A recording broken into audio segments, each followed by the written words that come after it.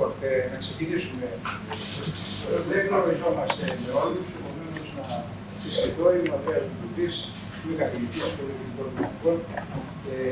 Είμαι ο προηγούμενος students, είμαι διευθυντής του μεταπτυχιακού προγράμματος της πολιτικής μηχανικής, παλιότερα και τώρα, αλλά κυρίως είναι που έχω πολύ παλιούς και ουσιαστικούς δεσμούς με αυτό το workshop που γίνεται για 7 χρόνια. Και πάλι αυτός και εύχομαι να συνεχίσει και τον χρόνο και παραπέρα οι ανάγκες για κάτι τέτοιο υπάρχουν από ό,τι φαίνεται. Το workshop αυτό, βασικά που μας το τρέχουν σταθερά τρία εργαστήρια από το EDP. Το ένα είναι από τη Σχολή των Λόγων Μηχανικών και Μηχανικών Υπολογιστών.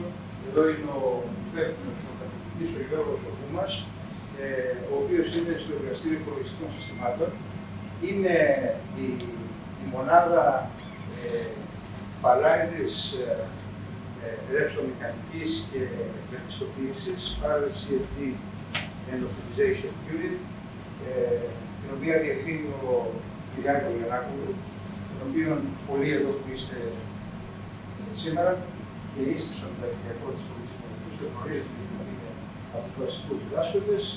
Και τελευταία, αλλά όχι έσχατα, το Εργαστήριο Προσωπικών Υπολογιστών του ΠΣΕΛΑ της σχολής μας, των Φιλικών Μηχανικών, και ο Αντώνης ο Σπυρόπουλος, στο βάθος, είναι και από τους βασικούς εκπαιδευτές σας, είναι αυτός που το τρέχει από την πλευρά των Φιλικών Μηχανικών και έχει και τον γενικότερο συντονιστικό ρόλο.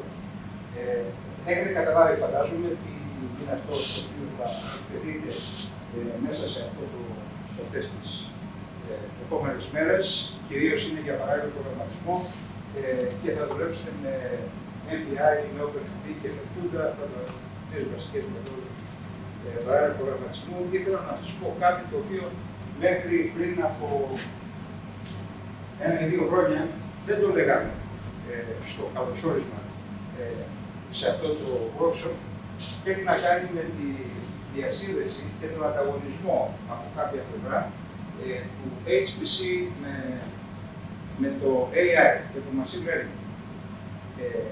Μπορεί κανείς να κουβεντιάζει και να προσεγγίσει το θέμα από πολλές πλευρές, αλλά υπό την έννοια ότι αυτά που έχετε μάθει τώρα, και ειδικά όσοι είστε στο μεταπτυχιακό της πολιτικής μηχανικής, ξέρετε ότι υπολογίζουμε, δουλεύουμε με μεγάλα προβλήματα, των οποίων η αφετηρία είναι μοντέλα στα οποία έχουν ενσωματωθεί θεμελιώδεις αρχές φυσικής, χημείας και να το πάω και λίγο παραπέρα και βιολογίας. Και βεβαίως όλος ο προγραμματισμός είναι σε μαθηματικό έδαφος. Αυτό το παραδοσιακό εντός εισαγωγικών στήσιμο της αντιμετώπισης των προβλημάτων, τα οποία οδηγούν, επειδή είναι ρεαλιστικά και έχουν και την προγραμματιστική ισχύ στη διάθεσή μας, οδηγούν σε μεγάλα προβλήματα, τα οποία για να αντιμετωπιστούν χρειάζονται, αυτό είναι παλιά ιστορία, πάνω από 20 και πλέον χρόνια, χρειάζονται παράλληλους υπολογισμούς. Αυτό τώρα που είναι πλέον στο προσκήνιο και εξελίσσεται ραγδαία είναι ότι αυτού του είδους προσέγγιση που οδηγεί σε απαιτητικούς υπολογιστικούς κώδικες πάει στην άκρη και μπαίνει στη μέση πλέον κυρίαρχα ανταγωνιστικά, θα έλεγα, εκ πρώτης όψεως, η τεχνητή νοημοσύνη, η οποία βασίζεται πλέον σε μεγάλα δεδομένα, με τα οποία εκπαιδεύει κανείς νευρονικά δίκτυα και τα οποία πλέον προσωμιώνουν οποιοδήποτε σύστημα ενδιαφέροντος, αρκεί να έχεις πάρα πολλά δεδομένα, επαρκή δεδομένα, για να μπορέσει να εκπαιδεύσεις αξιόπιστα τα νευρονικά δίκτυα. Συνεπώς, το ερώτημα, και εκεί πάει το ανταγωνιστικό, είναι τι να τα κάνουμε τα heavy duty codes, τα οποία βασίζονται σε first principles, ενώ έχουμε τα εκπαιδευμένα νευρονικά δίκτυα, τα οποία κάνουν και πολύ πιο γρήγορα τους υπολογισμούς που θα θέλαμε να κάνουν τους άλλους. Λοιπόν, χωρίς να πλατιάζουμε πολύ σε αυτή τη συζήτηση, υπάρχει μια πολύ σημαντική γέφυρα μεταξύ των δύο. Και η γέφυρα είναι τα ίδια τα data. Δηλαδή, για πάρα πολλά προβλήματα ενδιαφέροντος, τα data τα οποία χρειάζονται τα νευρονικά δίκτυα για να τρέξουν και να εκπαιδευτούν. Πάρτε για παράδειγμα πολλές βιομηχανικές διεργασίες, τα data, τα πειραματικά δεν υπάρχουν. Μετρήσεις οι οποίες υπάρχουν είναι πάρα πολύ λίγες. Συνεπώς, η μόνη πηγή τροφοδοσίας του machine learning οπλοστασίου είναι data τα οποία προκύπτουν από αυτούς τους κώδικες που είναι μεγάλοι και απαιτητικοί σε υπολογισμούς. Επομένως, εκεί δεν υπάρχει ανταγωνισμός, υπάρχει αναπόφευκτη συμπληρωματικότητα. Συνεπώς, με αυτούς τους κώδικες που θα μάθετε μέσω του παράλληλου προγραμματισμού να βλέπετε παράγονται δεδομένα τα οποία είναι απολύτως απαραίτητα για το machine learning. Άρα έχετε στο νου σας, στο μυαλό σας και αυτή την πλευρά για αυτό που θα μάθετε να κάνετε εδώ. Είπα ότι αυτό δεν το λέγαμε πριν 2-3 χρόνια, γιατί η έξαρση της υπολογιστικής νοημοσύνης, της τεχνητής νοημοσύνης και όλων των άλλων συναπόλωτων machine learning και data science είναι κάτι το οποίο κάλπασε, εξεράγει τα τελευταία χρόνια. Και από εδώ και πέρα τα πράγματα θα είναι έτσι. Λοιπόν, με αυτές τις σκέψεις, βασικά, και στο βαθμό που όλο αυτό μπορεί να εκπληκτεί από εσάς σε κάποιο νέο κίνητρο για να ενδιαφερθείτε για αυτά που θα κάνετε εδώ, σας εύχομαι καλό δρόμο.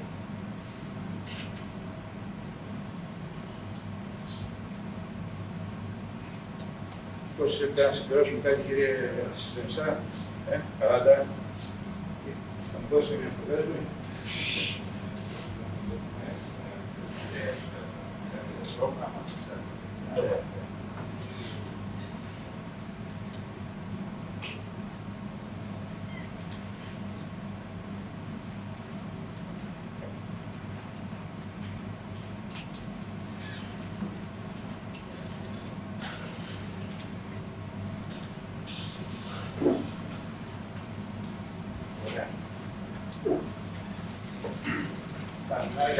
Κάποια αρχή να αρχίσουμε να γνωριστούμε. Εντάξει, ο μικρόφωνο μας είναι καθηγητής σχολείου ηλεκτρονικών. Το βασικό μας κείμενο είναι τα συστήματα εξειδικευμένων. Ευχαριστώ πάρα πολύ.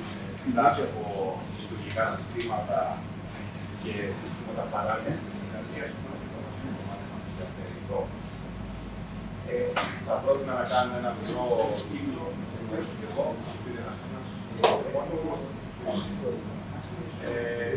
που είστε τι κάνετε, ίσως και σας ευχαριστώ τι περιμένετε να μάθετε.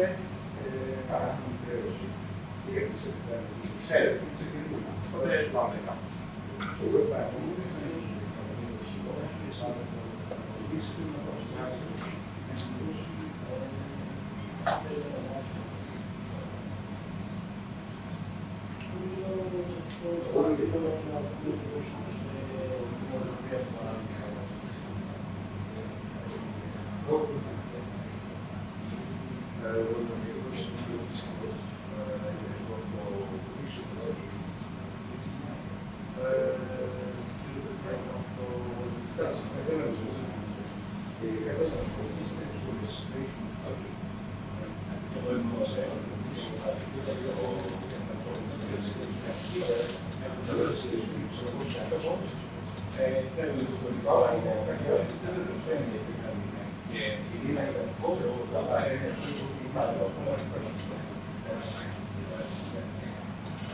Αναστάσεις, σπουδάζουμε και την περιπτώσεις. Πάντα με ενδιαφέρει το οργανισμούς και μπορεί και στο κίνητο στο μέλλον τώρα είναι ακόμα το περιπτώ. Δεν το Είμαι φοιτητής της ΕΝΦΕ, με μάνα φυσικά. Έχω έρθει ξεκάθαρα γιατί το έμαθα και μου φαίνεται ενδιαφέρον, γιατί μου άρεσε πολύ οτιδήποτε έχει να κάνει με τα λογιστικά και προγνώσεις. Εγώ είμαι η Διάννα, έχω τελειώσει το πρόγραμμα Προγραμματική Επιστήμη στην ΕΝΦΕ. Είμαι στο μεταπτυχιακό της Πολιτιστικής Μηχανικής. Εκεί γιατί ήταν έτσι μια χρονιά που ήρθαμε λίγο πιο κοντά με κάποια. Για μένα ήταν νέος κλάδος, ήρθα όντως για την Πολιτιστική και ήθελα να δω λίγο παραπάνω πράγματα. Πάμε από πίσω στο Αντώνης. Παιδιά, εδώ είμαι ο Νέος Σπυρόπουλος. πολύ μικρό μήνυμα. Μαζί θα κάνουμε το API. Εγώ είμαι η Λίνη, που ασχολείται με το πολιτικό. Συνήθως έχω λίγο που μου αρέσει και το πολιτικό. Ωραία. Εγώ επίσης έχω στο Σμάρτον στην Προγράμμα. Και επειδή ρωτήσα στον προγραμματισμό, το προγραμματισμό, να δω και παράλληλο προγραμματισμό σε σχέση με το πρόγραμμα. Από πού το έλαβα το προγραμματισμό. Μου βγάλει το φαινόμενο στα Google, σαν προσωποποίηση. Υπάρχει το πρόσωπο. Παραπέρασε το φαινόμενο. Δεν ξέρω. Γιατί ρώτησα σαν γιατί είσαι απ' έξω. Οι υπόλοιποι που είπατε από εδώ είστε. Εγώ είμαι ναυτικός, φίλος κάτω στους ναυτικούς και έχω μια όνειρο σχέση με το κάτω του σπιτού μου, που θα το πεις κι άλλα σεμινάρια και όλους τους παρελθόν, αλλά στο παρελθόν. Ήθελα να του χαρακτηριστώ και τι κάνω το μέλλον μόνο παράλληλο πόδι. Θέλω σε πολύ καλύτερα για να μου το πάρω. Θέλω να κάνω Γενικά με ενδιαφέρει το τομέα της πολιτιστικής τεχνικής, όπως φάνηκε. Λοιπόν, να κάνουμε και μια προειδοποίηση. Το ενδιαφέρον γενικά σε αυτό το πεδίο και το ιδιαίτερο το δύσκολο είναι ότι είμαστε από διαφορετικά domain. Εγώ είμαι ηλεκτρολόγος, είμαι στο System Computing Systems Engineering, θέλω τον εαυτό μου μηχανικό υπολογιστών. Εσείς πολλοί είστε μηχανικοί, είστε συστήμες πληροφορικής κτλ. Αυτό το πεδίο λοιπόν, το High Performance Computing, έφερνε πάντα τις εφαρμογές από τη φυσική, από τη χημεία, από τη βιολογία, από την βιολογική, τις μεθόδους και τις έφερνε για να εκτελεστούν σε ένα πολύ μεγάλο συστηματικό επίπεδο, το οποίο το έφτιαχναν μηχανικοί υπολογιστών και μάλιστα από τους πιο εξελιγμένους. Οπότε ήταν δύο κοινότητες που έπρεπε να επικοινωνήσουν. Και αυτό χρειάζεται και να γεφυρωθεί. Δηλαδή, και εγώ αντιμετώπισα σοβαρές δυσκολίες, όταν έπεφτα πάνω σε. Ας πούμε ότι μερικές διαφορετικές εξισώσεις είχα κάνει νύχτα. Μετά μου λέγανε κάτι για πεπερασμένα στοιχεία. Μετά ξεκινάγανε να μου λένε για διάφορους τρόπους επίλυσης μερικών διαφορετικών εξισώσεων, για εκπληκτικές μεθόδους. Είχα κάνει κάτι πολύ πολύ βασικά πράγματα. Εγώ όμως ήθελα να μιλήσω για κώδικα, για το σύστημα, για κρυφές μνήμες, για πολλαπλούς επεξεργαστές, για προγραμματικά μοντέλα κτλ. Και εκεί πήγε ένα gap. Δηλαδή, εγώ έπρεπε να μάθω λίγο από μαθηματικά και φυσική και ανάλυση, και το άλλο πεδίο έπρεπε να μάθει λίγο για αρχιτεκτονική υπολογιστών κτλ. Οπότε, ένα πρώτο βασικό ερώτημα είναι: αρχιτεκτονική υπολογιστών, έστω και βασικά, έχουμε κάνει σε κάποιο μάθημα? Ένα.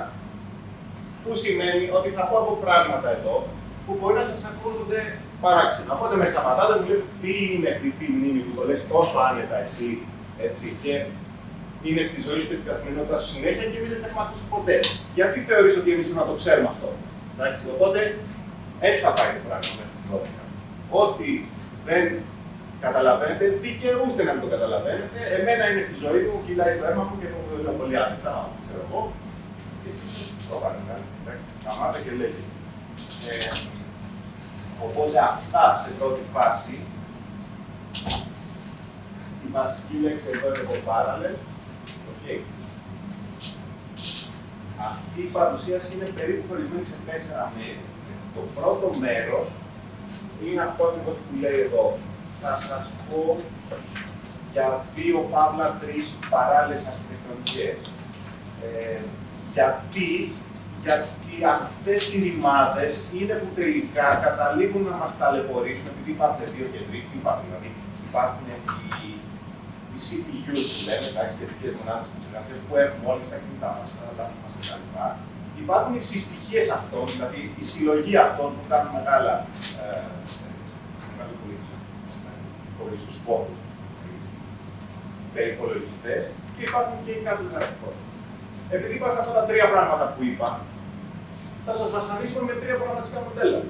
Και δυστυχώς δεν είναι ένας ο τρόπος με τον οποίο προγραμματίζουμε, γιατί είναι τρεις οι τρόποι που προγραμματίζουμε, γιατί είναι τρία τα διαφορετικά μηχανήματα που έχουμε από κάτω. Και δεν έχουμε καταφέρει να βρούμε έναν τρόπο για να μιλάμε και στα τρία. Δηλαδή, μπορεί να έχουμε βρει έναν τρόπο, αλλά αυτός ο ένας τρόπος μπορεί να ταιριάζει ένα μηχάνημα, και αν μιλήσουμε στο άλλο μηχάνημα με αυτόν τον τρόπο, το μηχάνημα, το πρόγραμμα μας θα αργεί. Και εδώ έχουμε έρθει για επίδοση. Εντάξει. Οπότε το βασικό για να συνδέσουμε με τα σημερινά, να καταλάβουμε γιατί υπάρχουν αυτές τις τρεις αρχιτεκτονικές,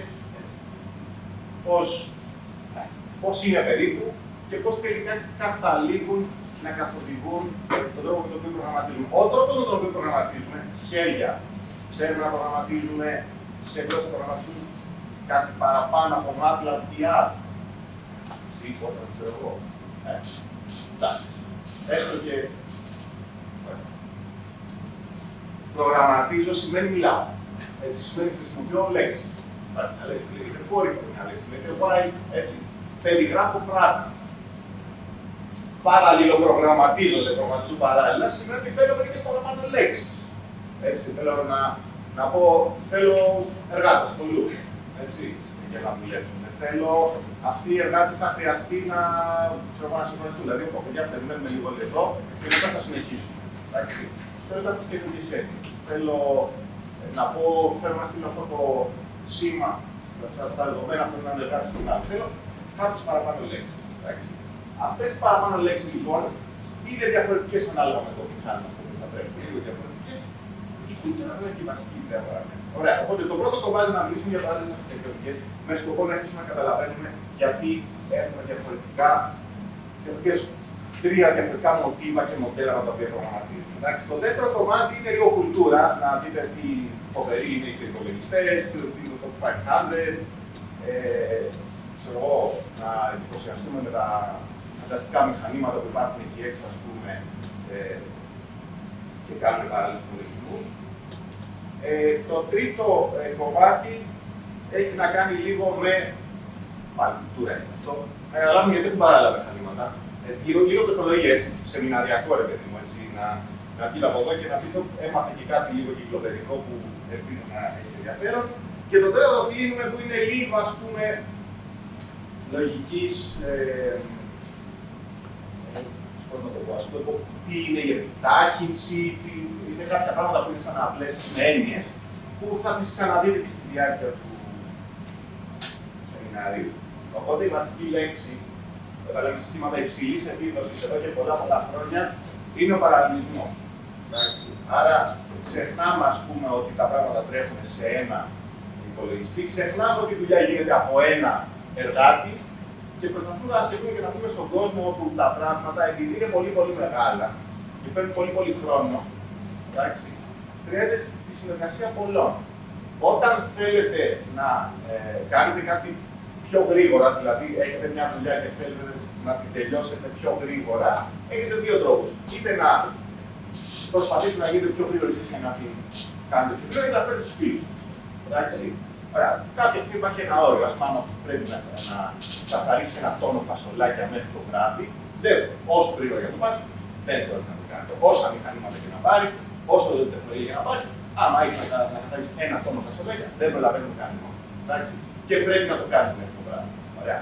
Αν για παράδειγμα το φέρνουμε πάλι πίσω, εγώ θέλω να προβλέψω τον καιρό για τον δελτίο των ερευνητών των 9 και ξεκινήσω σήμερα το πρωί.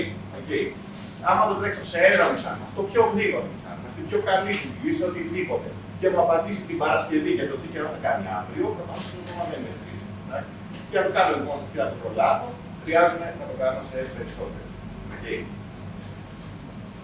Μικρή παρένθεση, θα φλιαρώ ακατάσχετα, αυτό το είπαμε. Σε σχέση με αυτό που είπε ο κύριος Κουτουμπής προηγουμένως, συστήματα υψηλών επιδόσεων και τεχνητή νοημοσύνη κτλ. Η βασική διαφορά που μπορείτε να σκέφτεστε εδώ, του χρόνου του καιρού, είναι ένα ωραίο παράδειγμα. Είναι ότι πώς το προβλέπετε τον καιρό, εσείς που είστε καλή μηχανική και τα λοιπά, η φυσική και πώς προβλέπετε τον καιρό. Έτσι, ναι, για πες, ναι, και τι κάνουμε δηλαδή. Μπράβο, ωραία. Ωραία.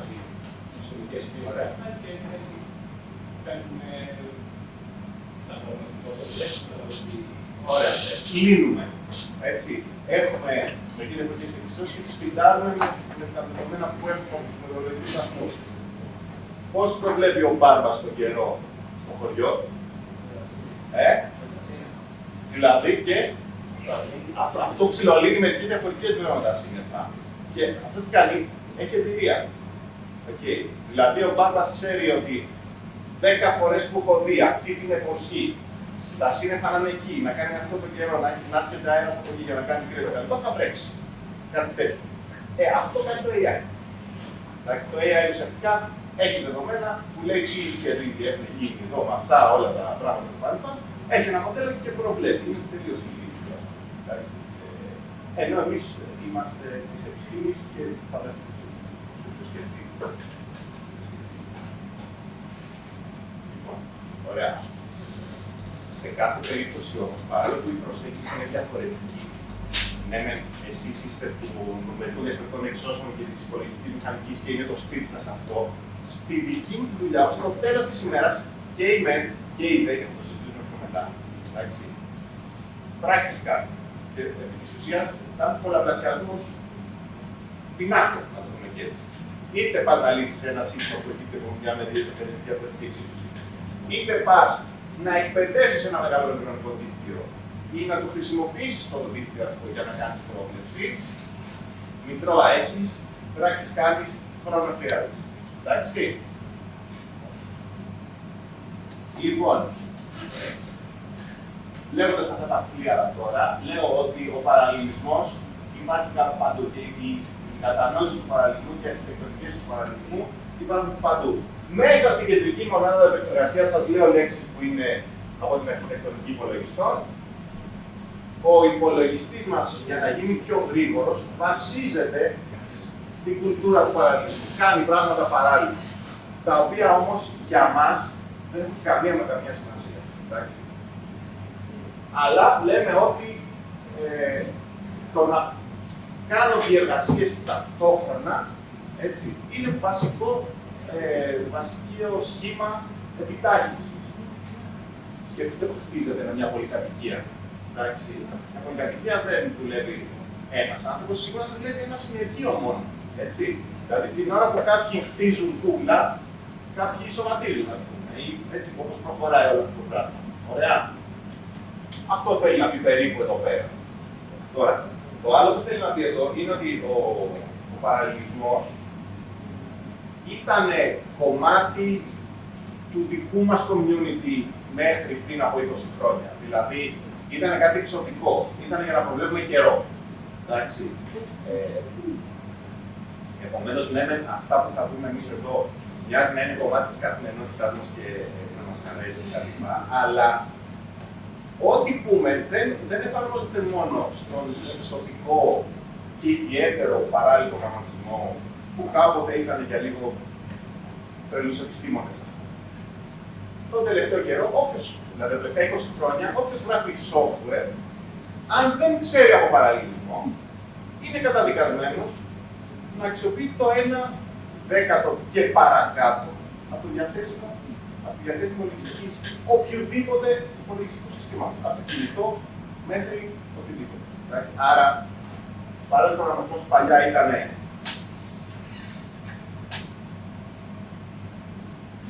ήταν μόνο super computing. Ήταν έτσι να προβλέψουμε ρευστοδυναμικές, καιρούς, σεισμούς, λοιμούς, καταποντισμούς και πώς θα βγάλουμε πάρα πολλά λεφτά με high frequency trading και τέτοιου πράγματα. Εντάξει. Αλλά τώρα είναι mainstream.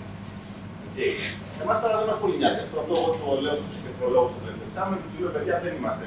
Εδώ είναι mainstream το πράγμα. Εσάς θα νοιάζει πιο πολύ ότι είστε η κουλτούρα που έρχεται από την παράδοση του παράλληλου προγραμματισμού και για αυτό το λόγο είστε εδώ. Αλλά το ψωμάκι υπάρχει ούτως ή άλλως. Εντάξει. Πάμε να δούμε τώρα, και αυτό είναι από τα βασικά πράγματα που θέλω να κρατήσετε από τη σημερινή μας κουβέντα, ότι υπάρχουν δύο μεγάλες οικογένειες παράλληλων αρχιτεκτονικών, παράλληλων μηχανών, παράλληλων συστημάτων. Okay. Το shared memory και το distributed memory. Θα πούμε μερικά άλλα πράγματα τα οποία είναι δευτερεύοντα και εξελιγμένα και δεν μας πολύ νοιάζουν.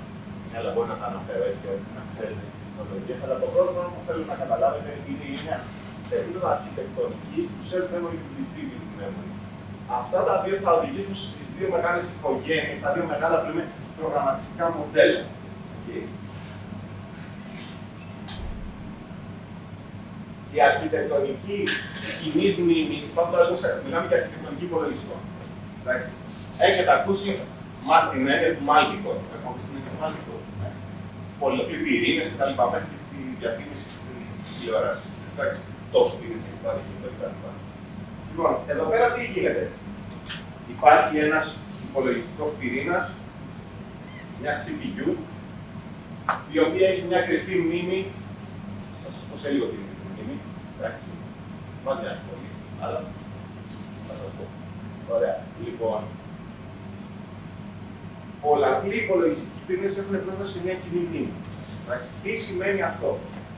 Αυτό σημαίνει ότι υπάρχει μια, να το προσωμιάσουμε με ένα τραπέζι στο οποίο καθόμαστε, κάποτε ήταν μόνο δύο, τώρα έχουν γίνει 5, μετά γίνανε 4 και τώρα έχουν φτάσει μέχρι και 100, πάνω από 100 οι πυρήνες, οι οποίοι έχουν πρόσβαση σε κοινή μνήμη. Ας δούμε πρώτα την αναλογία και μετά μπορούμε να δούμε λίγο το κομμάτι του υλικού και του σχεδιασμού, το οποίο μας μοιάζει λιγότερο.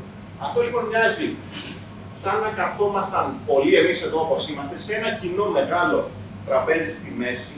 Σκεφτείτε αυτό το τραπέζι ότι είναι ένας πίνακας, μακροπίνακας, και μπορούμε να γράψουμε πάνω. Εντάξει, οπότε εμείς συνεργαζόμαστε και κάνουμε. Ο καθένας από εμάς είναι ένας επεξεργαστής και το τραπέζι είναι μια μνήμη. Έτσι. Και μπορούμε να διαβάζουμε και να γράφουμε δεδομένα από το κοινό μας πίνακα. Εντάξει. Δηλαδή, εγώ υπολογίζω κάτι, το γράφω. Εσύ το βλέπεις. Okay. Και μπορείς να δεις τι κάνω εγώ εκεί. Ωραία. Άρα, η αρχιτεκτονική κοινή μνήμης είναι ένα κοινό τραπέζι πάνω από το οποίο γράφουν, κάθονται και δουλεύουν πολλοί συνεργάτες. Ωραία. Σκεφτείτε τώρα. Θέλουμε να δουλέψουμε και να κάνουμε όλοι μαζί σε αυτό το μηχάνημα ένα εσωτερικό γινόμενο. Εντάξει, πόσοι είμαστε, ας πούμε ότι είμαστε 16. Ωραία. Και ας πούμε ότι, ξέρω εγώ, στην αρχή του πίνακα υπάρχουν τα δύο διανύσματα μεγέθους 1024 το καθένα. Μιλάμε δυνάμει σου 2, έτσι ξέρετε. Παράλληλα. Ωραία. Λοιπόν, υπάρχουν τα δύο διανύσματα και ξυπνάμε, με κάποιο τρόπο να αρχίσουμε να βλέπουμε τι σημαίνει παράλληλο προγραμματισμό. Ξυπνάμε όλοι, ξέρουμε ότι είμαστε συνεργάτες, τρέχουμε ένα κοινό πρόγραμμα και κάποιος μας έχει δώσει ένα νούμερο, ένα γνωστό από το 0, 1, 2, 3, έχουμε καθώς από ένα νούμερο. Εντάξει.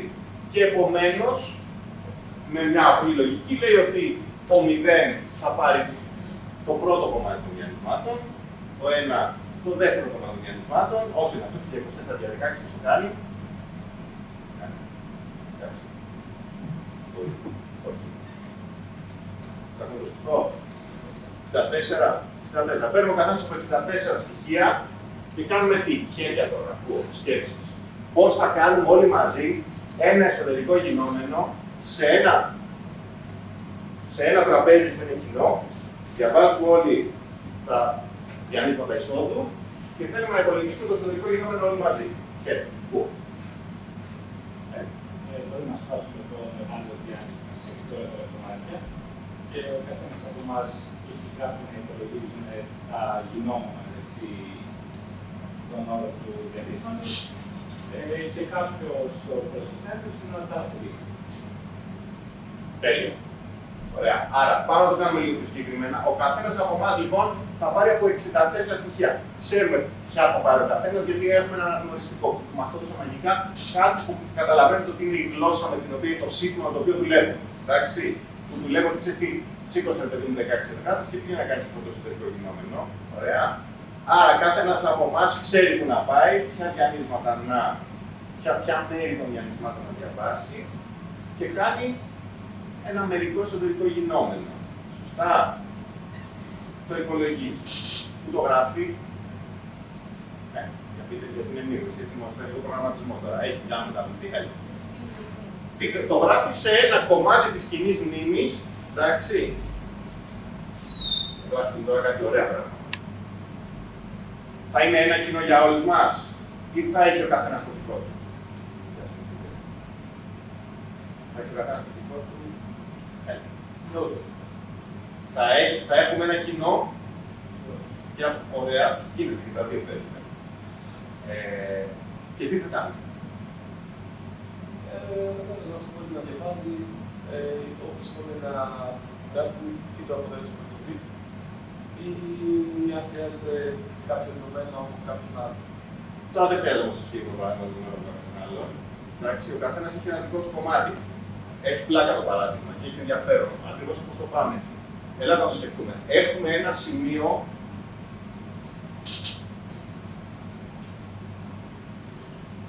το οποίο συσσωρεύει όλο το αποτέλεσμα. Σωστά. Για πείτε, πώς θα το κάνουμε. Έλα. Μπορούμε να δημοτικοποιήσουμε ως μηδέν, ας πούμε, και όταν τελειώσει ο καθένας να προσθέσει το αποτέλεσμα.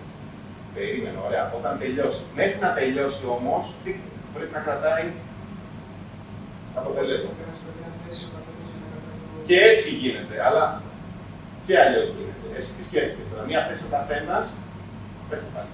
Μπορεί να έχει ο καθένας μια θέση στην μνήμη, στο μερικό, στο Τέλεια. μόλις τελειώσει να προσθέτει αυτό στην κοινή θέση. Τέλεια. Ωραία. Ωραία. Έτσι είναι περίπου τα πράγματα. Ή αλλιώς, πώς αλλιώς θα μπορούσε να γίνει. Λες εσύ ότι ο καθένας όταν τελειώσει θα πάει στην τελική θέση να προσθέσει. Ωραία. Άλλος τρόπος, κάποιος το είπε πριν, τώρα να αναλάβει ένας την πρόσθεση. Πώς θα γινόταν αυτό.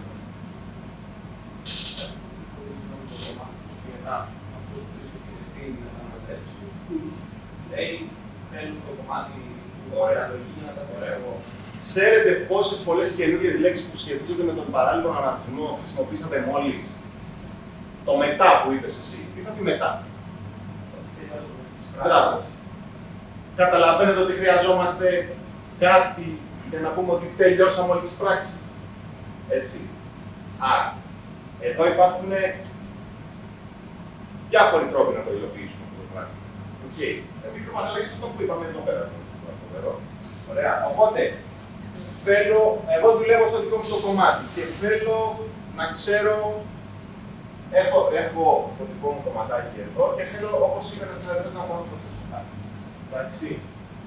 Έχει και ο άλλος το ίδιο. Θέλω να κάνω ένα συνήσωμα. Εδώ. Έχει το μαζί μου. Οκ. Ωραία. Ή θέλω κάποιον ο οποίος θα περιμένει να τελειώσουν όλοι και να πάει να τα πάρει να το προσθέσει αυτό. Άρα, το πρώτο πράγμα που χρειάζεται εδώ πέρα, υπάρχει κάποια έννοια συγχρονισμού. Εντάξει, ένα με το τίτλο δεν είναι το φοβερό. Όταν τελειώσεις που πάθεις πέρα από μάτιο, παίρνει μου γιατί ξέρω εγώ, δώσε μου την γωνιά ή το κάτι.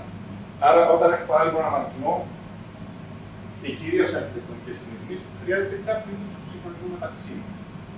Το άλλο το εφιαλτικό, το παράξενο, το περίεργο, το οποίο δεν θα πούμε πολύ σε βάθος, είναι ότι αυτό το πραγματάκι εδώ που λέμε ότι όταν τελειώσω εγώ με το δικό μου μερικό εσωτερικό γινόμενο, θα πάω να το προσθέσω εδώ, μπορεί να κάνει λάθος. Και αυτό είναι ένα πρόβλημα στο οποίο δεν θα επεκταθούμε, γιατί θέλω πολλή ώρα για να σου το εξηγήσω πολύ, αλλά κρατήστε αυτή τη στιγμή, έτσι, μάλλον θα σας το εξηγήσω με ένα παράδειγμα άλλου τύπου, για να μην το μπλέξω πολύ, γιατί το θέλει λίγο μια ιδιότητα να μην σκέφτεται κανείς χωρίς να σημαίνει αυτό το μπορώ να το κάνετε καλύτερα. Θα σας πω περίπου τη γενική ιδέα. Όταν συνεργάζονται οντότητες, προγράμματα, σε κοινή μνήμη και έχουν κοινά δεδομένα στα οποία πάνε διαβάζουν και γράφουν, μπορεί να γίνει σφάλμα. Εντάξει. Και για να μην γίνει σφάλμα, χρειάζεται πάλι να συγχρονιστούμε και πρέπει να εξασφαλίσουμε ότι αυτή την πράξη εδώ, όταν θα πάμε να την κάνουμε όλοι μαζί, να βγούμε σε μια τάξη και να την κάνει ένας-ένας. Δηλαδή, για να πάω εγώ να γράψω, είμαστε όλοι πολύ στο εσωτερικό μας κοινό και δεν πρέπει να πάμε να γράψουμε μόνο να το γράψουμε πάνω. Έτσι, γιατί θα βγει λάθος. Θα πρέπει να το κάνουμε ένας-ένας. Πάλι το εσύ, μετά εγώ, μετά εγώ, μετά εγώ, εντάξει. Το οποίο δεν υπάρχει μια seriοποίηση και υπάρχει και ένα κόσμο. Αλλά όταν έχω υπολογίσει ένα εσωτερικό γινόμενο εκατομμυρίων στοιχείων, έχω κάνει χοντρή δουλειά παράλληλα και στο τέλος πρέπει να πάω λίγο προσεκτικά. Εντάξει. Λέω λοιπόν τώρα, πολύ σχετικό με την έννοια της μνήμης, τι προβλήματα μπορεί να δημιουργηθούν όταν δουλεύουμε όλοι μαζί σε αυτό το κοινό τραπέζι και διαβάζουμε και γράφουμε κοινά δεδομένα. Οπότε το παίρνω από εδώ και πάμε να κάνουμε μια αναλογία σε ένα άλλο φυσικό πρόβλημα, ένα πρόβλημα καθημερινότητα. Έστω ότι για να ανέβουμε σε ένα λεωφορείο, θα πρέπει να τηρήσουμε ένα κανόνα που λέει ότι αν το λεωφορείο είναι γεμάτο, δηλαδή έχει μέχρι πάνω από 50 επιβάτες, δεν μπορεί να πει. Εντάξει, γιατί είναι γεμάτο. Ωραία. Οπότε, έστω ότι όλοι για να περιμένουμε στη στάση και τρέχουμε ένα πρωτόκολλο τίμιο, δεν το χαλάμε. Εντάξει, το υπακούμε όλοι, που λέει αν το λεωφορείο όπως το γράφει, ξέρω εγώ, 2,42 πάνω, μπορεί να γράφει και τον αριθμό των επιβατών που έχει μέσα. Οπότε έρχεται στη στάση, δεν θα το κάνει, μπορεί να καθίσει, δεν πειράζει, δεν κάνει. Ωραία. Και λέμε εμείς, αν οι επιβάτες είναι μικρότεροι από 50, μπαίνω, χτυπάω εισιτήριο και ανανεώνεται τον αριθμό των επιβατών. Εντάξει. Αυτό είναι μια λογική που τρέχει, που λειτουργεί αν υπάρχει ένας στη στάση. Εντάξει. Άρα το πρόγραμμά μου είναι σηριακό. Okay. Είμαστε 3 στη στάση. Okay. Και το λεωφορείο έχει 49. Ωραία, από 3 έρχεται το λεωφορείο, βλέπω εγώ, βλέπει το πλανό και πάει το πλανό. Και λένε, α, 49 έτσι, μπορώ να πω. Μπαίνουν, ακυρώνει ένας, ακυρώνει άλλος, ακυρώνει άλλος, και το λεωφορείο έχει 52. Εντάξει. Οπότε, γενικά, όλες αυτές οι λογικές που περιλαμβάνουν ένα σύνολο από λειτουργίες, ελέγχω τον αριθμό των επιβατών, μπαίνω, ακυρώνω. Εντάξει, είναι 3 βήματα. Ελέγχω, ακυρώνω. Δηλαδή, ελέγχω και προσθέτω. Ωραία. Ελέγχω και αν ισχύει η συνθήκη προσθέτω, αλλιώς ελέγχω αν δεν ισχύει η συνθήκη. Έτσι, σταματώ. Αυτό το πράγμα, αν το μπλέξουμε μεταξύ μας, δηλαδή ελέγχω, μπαίνω, θα κάνουμε καλά. Εντάξει, ωραία. Οπότε εκεί έρχεται η ανάγκη για να βάλουμε μερικές λέξεις εκεί στο ρεπερτόριό μας και να πούμε ότι κοίταξε να δεις, έρχεται το λεωφορείο, κλατ, αγωνιά, μπαίνω πρώτος, ελέγχω, μπαίνω, μετά εσύ ελέγχεις, μπαίνω. Εντάξει, όχι ελέγχω, μπαίνω. Ωραία. Οπότε, να μερικές λεξούλες που χρειαζόμαστε όταν προγραμματίζουμε σε self-memory application. Θα καταπιαστούμε εμείς στο workshop με τέτοιου είδους πράγματα. Όχι. Εντάξει, όμως καλά να το ξέρουμε, γιατί εμείς θα καταπιαστούμε με ένα προγραμματιστικό μοντέλο που λέγεται OpenMP, και το οποίο μας βοηθάει να προγραμματίσουμε τις τεχνολογικές της μνήμης. Τι μας δίνει αυτό? Μας δίνει έναν τρόπο να του λέμε δώσε μου εργάτες. Έχει μια λέξη που λέει δώσε μου εργάτες. Okay. Και μετά έχει μια μαγική λέξη, φανταστική λέξη, ό,τι πιο ωραίο έχει υπάρξει στο παράλληλο προγραμματισμό, που λέει ότι αυτό το for loop, είστε μαζί μου, for loop, κάνουν παράλληλο.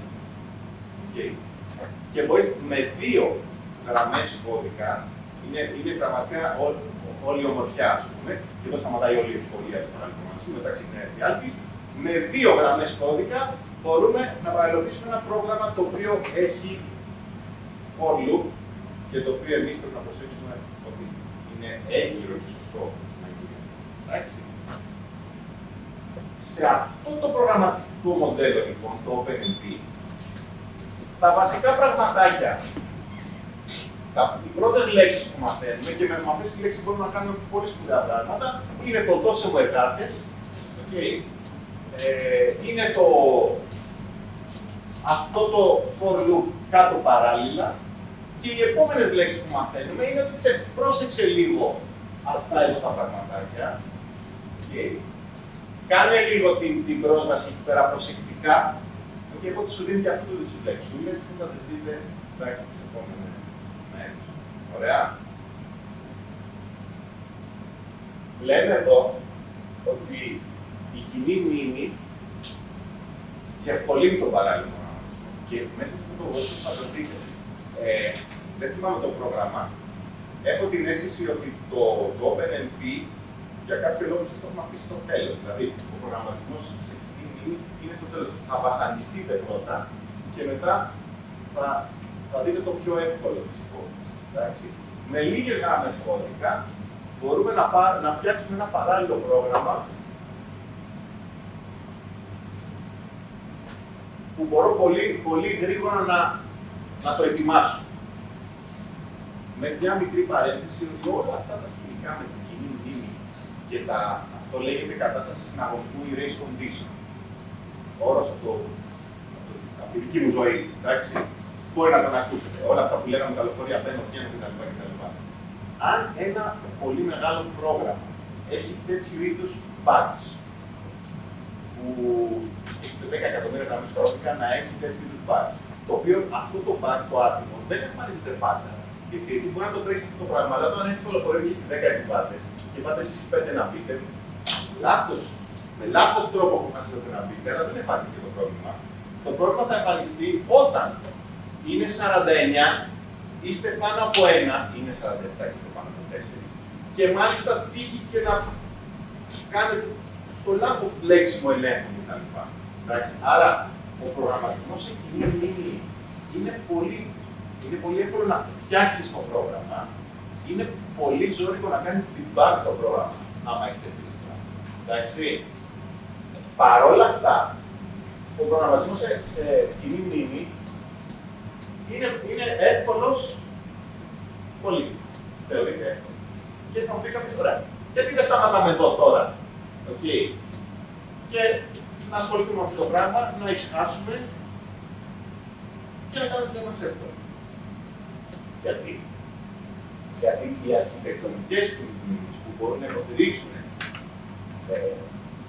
αυτό το προγραμματιστικό μοντέλο δεν μπορούν να κλιμακώσουν, λέμε εδώ, δηλαδή επί της ουσίας δεν μπορούν να πάνε σε πάνω από αυτή τη στιγμή 100 CPU cores. Εντάξει. Με τα 100 CPU cores, πρόβλεψη καιρού μέχρι το βράδυ δεν παίζει. Εντάξει. Γιατί δεν μπορώ να βάλω 10 εκατομμύρια cores σε μια αρχιτεκτονική κίνηση μνήμης, ωραία. Δεν χρειάζεται να ξέρεις πολύ hardware για να το νιώσεις αυτό το πράγμα. Μια βρύση σε ένα χωριό να υπάρχει και να θέλουμε 1000 να πάμε να γεννήσουμε, εντάξει, θα πρέπει να τα συνειδητοποιηθούμε. Δηλαδή, όλο αυτό το υλικό που χρειάζεται για να έχω πρόσβαση σε κοινούς χώρους και δεν είναι διαθέσιμος και τελικά, με βάση λογικούς περιορισμούς, δεν μπορώ να έχω. Δηλαδή, αυτό το κοινό τραπέζι, εντάξει, πόσο μεγάλο μπορεί να είναι, πόσο μπορεί ταυτόχρονα και να θέλουμε, αν θέλουμε ταυτόχρονα 1000 να πάμε να γράψουμε σε μία θέση μνήμης εδώ, τελικά θα καταλήξουμε, και για τους λόγους που είπαμε προηγουμένως, θα να πάμε να σφυροποιηθούμε. Εντάξει, και τελικά δεν θα έχει καλή επίδοση. Επομένως, δυστυχώς, ένα παράλληλο μηχάνημα δεν μπορεί να είναι μόνο κοινή μνήμη. Εντάξει, δεν μπορούμε να πάμε σε πολύ μεγάλες κλίμακες. Τώρα, το σημαντικό εδώ πέρα επίσης είναι ότι κάθε ένα από αυτά τα CPU που λέμε είναι ένα αξιοπρεπέστατο, ταχύτατο, υπολογιστικό στοιχείο. Είναι ένας υπολογιστικός πυρήνας, το οποίο μπορεί να κάνει πολλές δουλειές γρήγορα. Εντάξει. Αυτό θα το περάσω γιατί νομίζω δεν θα πιάσει. Ωραία. Τι κάνουμε επομένως για να λύσουμε και να προβλέψουμε τον καιρό μέχρι το βράδυ. Εντάξει, πρέπει να πάρουμε επί της ουσίας, τελικά θα καταλήξουμε εδώ, τέλος πάντων πρέπει να πάρουμε building blocks από αυτά που είχαμε πριν, εντάξει, δηλαδή συστήματα κοινής μνήμης και να τα διασυνδέσουμε μεταξύ τους. Okay. να κάνουμε ανεξάρτητους πόρους, ανεξάρτητους υπολογιστές, οι οποίοι διασυνδέονται μεταξύ τους με διαφορετικό τρόπο. Δηλαδή, όλες αυτές οι CPUs δεν πάνε να πέσουν σε μία μνήμη. Όλες αυτές οι CPUs δεν έχουν ένα τραπέζι. Εντάξει. Εδώ η αναλογία είναι, μπορείτε να τη σκέφτεστε όπως κάθεστε τώρα, περίπου. Δηλαδή, εσύ έχεις ένα μόνος, εντάξει, σκεφτείτε ότι δεν έχεις μαζί. Ο καθένας έχει το δικό του τραπέζι. Ο καθένας λοιπόν γράφει στη δική του μνήμη, okay, δεν βλέπει τι κάνει ο άλλος, είναι απομονωμένος, έχει τη δική του μνήμη, ωραία. Και πώς θα λύσουμε το συστατικό γινόμενο τώρα. Για πείτε. Διασυνδεόμαστε μεταξύ μας βέβαια, είμαστε εδώ. Ωραία, οπότε βοηθάω. Αυτό που μας είναι, δηλαδή δεν είμαστε αποκομμένοι ένας στον άλλον. Εντάξει, υπάρχει ένας διάδρομος μεταξύ μας και μπορείτε να σκεφτείτε ότι υπάρχει μια υπηρεσία ταχυδρομείου. Δηλαδή μπορεί να επικοινωνήσει με τον άλλον όπως επικοινωνούν και στο διαδίκτυο αυτοί οι υπολογιστές. Εντάξει, πες. Όπως είναι αυτός, θα πρέπει να επικοινωνήσει ένα κομμάτι στο τέλος, να το μοιράσει και μετά οι άλλοι θα κάνουν επικοινωνία. Ωραία. Άρα, να μια καινούργια λέξη. Λέξη επικοινωνήσει, για να την κάνουμε λίγο πιο συγκεκριμένη, αντί για επικοινωνήσει, τι να κάνει δηλαδή. Βάλουμε ένα άλλο ρήμα. Πιο συγκεκριμένο. Ωραία. Να στείλει, θα πω εγώ. Εντάξει. Άρα, να σκεφτόμαστε το ταχυδρομείο. Στο ταχυδρομείο κάποιο στέλνει και κάποιο παίρνει. Ωραία. Οπότε, η βασική διαφοροποίηση εδώ είναι ότι δεν βλέπει ότι ο νόημας τι κάνει άλλο. Και ο καθένας δουλεύει κρυμμένα στο δικό του το τραπεζάκι. Είμαστε διασυνδεδεμένοι όμως, είμαστε κοντά. Και αυτό το οποίο τώρα δεν έχει νόημα να το εξηγήσουμε πάρα πολύ, αλλά μπορείτε να με πιστέψετε ότι έτσι μπορώ να διασυνδέσω εκατοντάδες χιλιάδες υπολογιστές. Ωραία. Αυτό το πράγμα που βλέπετε εδώ, με τα μηχανήματα που είναι από κάτω και είναι διασυνδεδεμένα μεταξύ τους, είναι αυτή η αρχιτεκτονική εξουσία, σε μια πολύ προηγούμενη μορφή. Ωραία. Οπότε, διασυνδέω αυτά τα πράγματα εδώ και όταν θέλω να λύσω το ιστορικό κοινωνικό, ο καθένας ξεκινάνε τώρα κάποια άλλα πραγματάκια. Του είπα ότι πριν είχαμε τα διαλύματα όλοι μαζί κοινά και τα βλέπαμε και παίρναμε το κομμάτι μας. Τώρα κάπως πρέπει να δομήσω το πρόγραμμά μου ώστε τα διαλύματα κάποιος να τα μοιράσει αυτή την επικοινωνία. Να τα σπάσουμε, να στείλω στον καθένα το κατάλληλο κομμάτι, ο καθένας να δουλέψει και μετά να στείλει το αποτέλεσμά του στους άλλους. Ξέρω εγώ. Μπορείτε να σκεφτείτε ότι υπάρχει και κάποιος έξυπνος τρόπος. Έχουμε υπολογίσει όλοι ένα μερικό συνδετικό γινόμενο. Σκέφτεται έξυπνους τρόπους για να φτάσει πιο γρήγορα αυτό στους άλλους. Αυτό να πάω, πάρτο. Ναι, για πες. Εγώ δεν θέλω να σου πω ότι διαλύσαμε όταν έχει το δεδομένο στοιχεία. Εγώ να πάρω το αλγάνο που ήταν το δεδομένο του, όπου δείχνουμε να πάρω το βιομηχανείο και πάλι. Ωραία. Αφού υπολογίσω λοιπόν αυτό το πράγμα, και ο καθένας έχει το δικό του, πρέπει να τα μαζέψουμε όλα μαζί, να τα αφρίσουμε όλα μαζί. Έτσι. Αυτό έλεγε ότι ο καθένας το αποτέλεσμά του, ουσιαστικά θα υπάρχει μια σειρά και θα το δίνει στον επόμενο και ο επόμενος θα δίνει το σύνολό τους στον επόμενο. Κάπως έτσι. Ή υπάρχει ότι εσείς θα δίνετε μεταξύ σας και εσύ μεταξύ σας. Και μετά προστίθεται. Και αυτό το πράγμα γίνεται ένα δεντράκι. Εντάξει. Δεν μ' αρέσει αυτό. Αλλά λέμε ότι υπάρχουν τσαχπινιές γύρω σε αυτά. Εντάξει. Λοιπόν, άρα.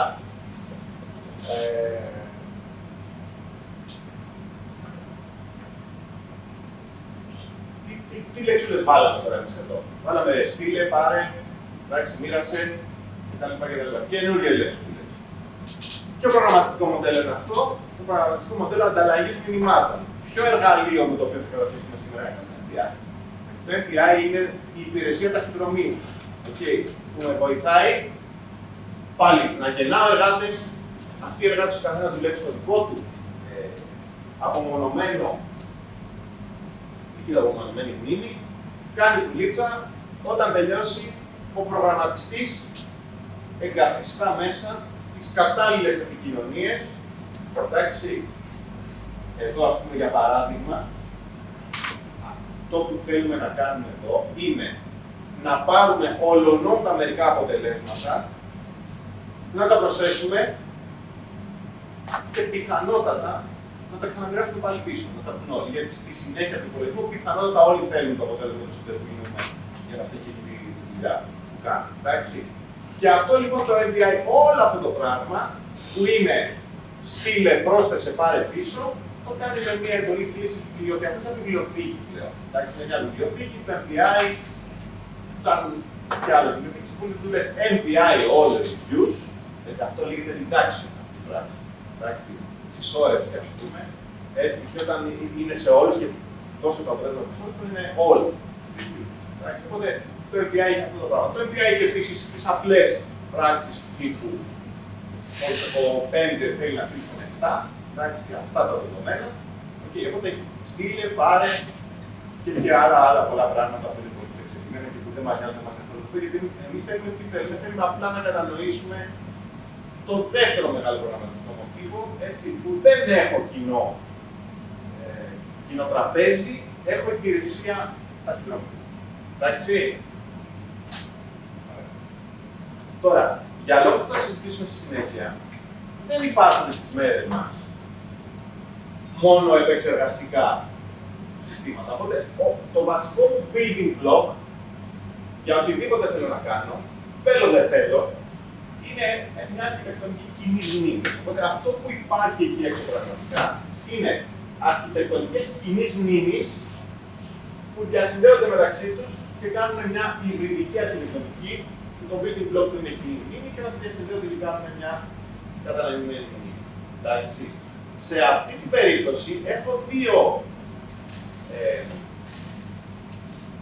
έχω δύο προσεγγίσεις για να το προγραμματίσω αυτό. Είτε η μονοδιάστατη προσέγγιση του προγραμματισμού που λέει ότι εμένα δεν με νοιάζει που αυτοί εδώ έχουν κοινή μνήμη, θα θεωρήσω ότι δεν έχουν κοινή μνήμη και θα θεωρήσω ότι όλοι θα επικοινωνούν με τα χειρομεία. Εντάξει.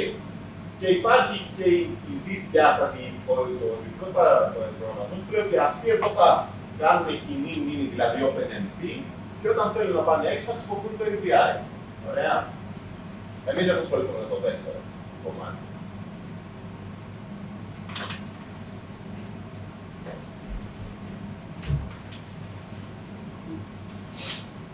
Επομένως, οι δύο μεγάλες αρχιτεκτονικές που είπα, και ουσιαστικά αυτό συζητάω και εικόνα τόση ώρα, κάθε μία ζευγαρώνει πάρα πολύ ωραία με το λεγόμενο προγραμματιστικό μοντέλο. Εντάξει, που σημαίνει ότι στην αρχιτεκτονική κοινής μνήμης θα προγραμματίσω OpenMP που το λέτε Shared Address Space, έτσι να σας ψαρώσουμε. Εντάξει, το address space, κάθε μία μεταβλητή που ορίζουμε στον προγραμματισμό είναι μία διεύθυνση. Εντάξει, όλες αυτές οι διευθύνσεις αποτελούν ένα space, ένα σύνολο διευθύνσεων. Και στις εκρητούμε θέσεις μας βλέπουμε κάτι καθεσιανά επίπεδα και όλα αυτά τα πράγματα που δεν τα καταλαβαίνουμε εύκολα. Ωραία, πάρτε και εσείς τώρα ένα address space. Τι εννοούμε εδώ, το σύνολο των μεταβλητών. Το σύνολο των μεταβλητών ενός προγράμματος είναι shared, είναι κοινό. Η μεταβλητή α που την ορίζουμε, τη βλέπει ως α ένας εργάτης και α ως ένας άλλος εργάτης και είναι η κοινή θέση μνήμης αυτή. Εντάξει. Και επομένως, αν κάνω χ ίσον α και ψ ίσον α, το χ και το ψ και το χ ίσον α θα το κάνει ένας εργάτης και ψ ίσον α θα το κάνει ένας άλλος εργάτης, αυτό το χ α θα μεταφερθεί.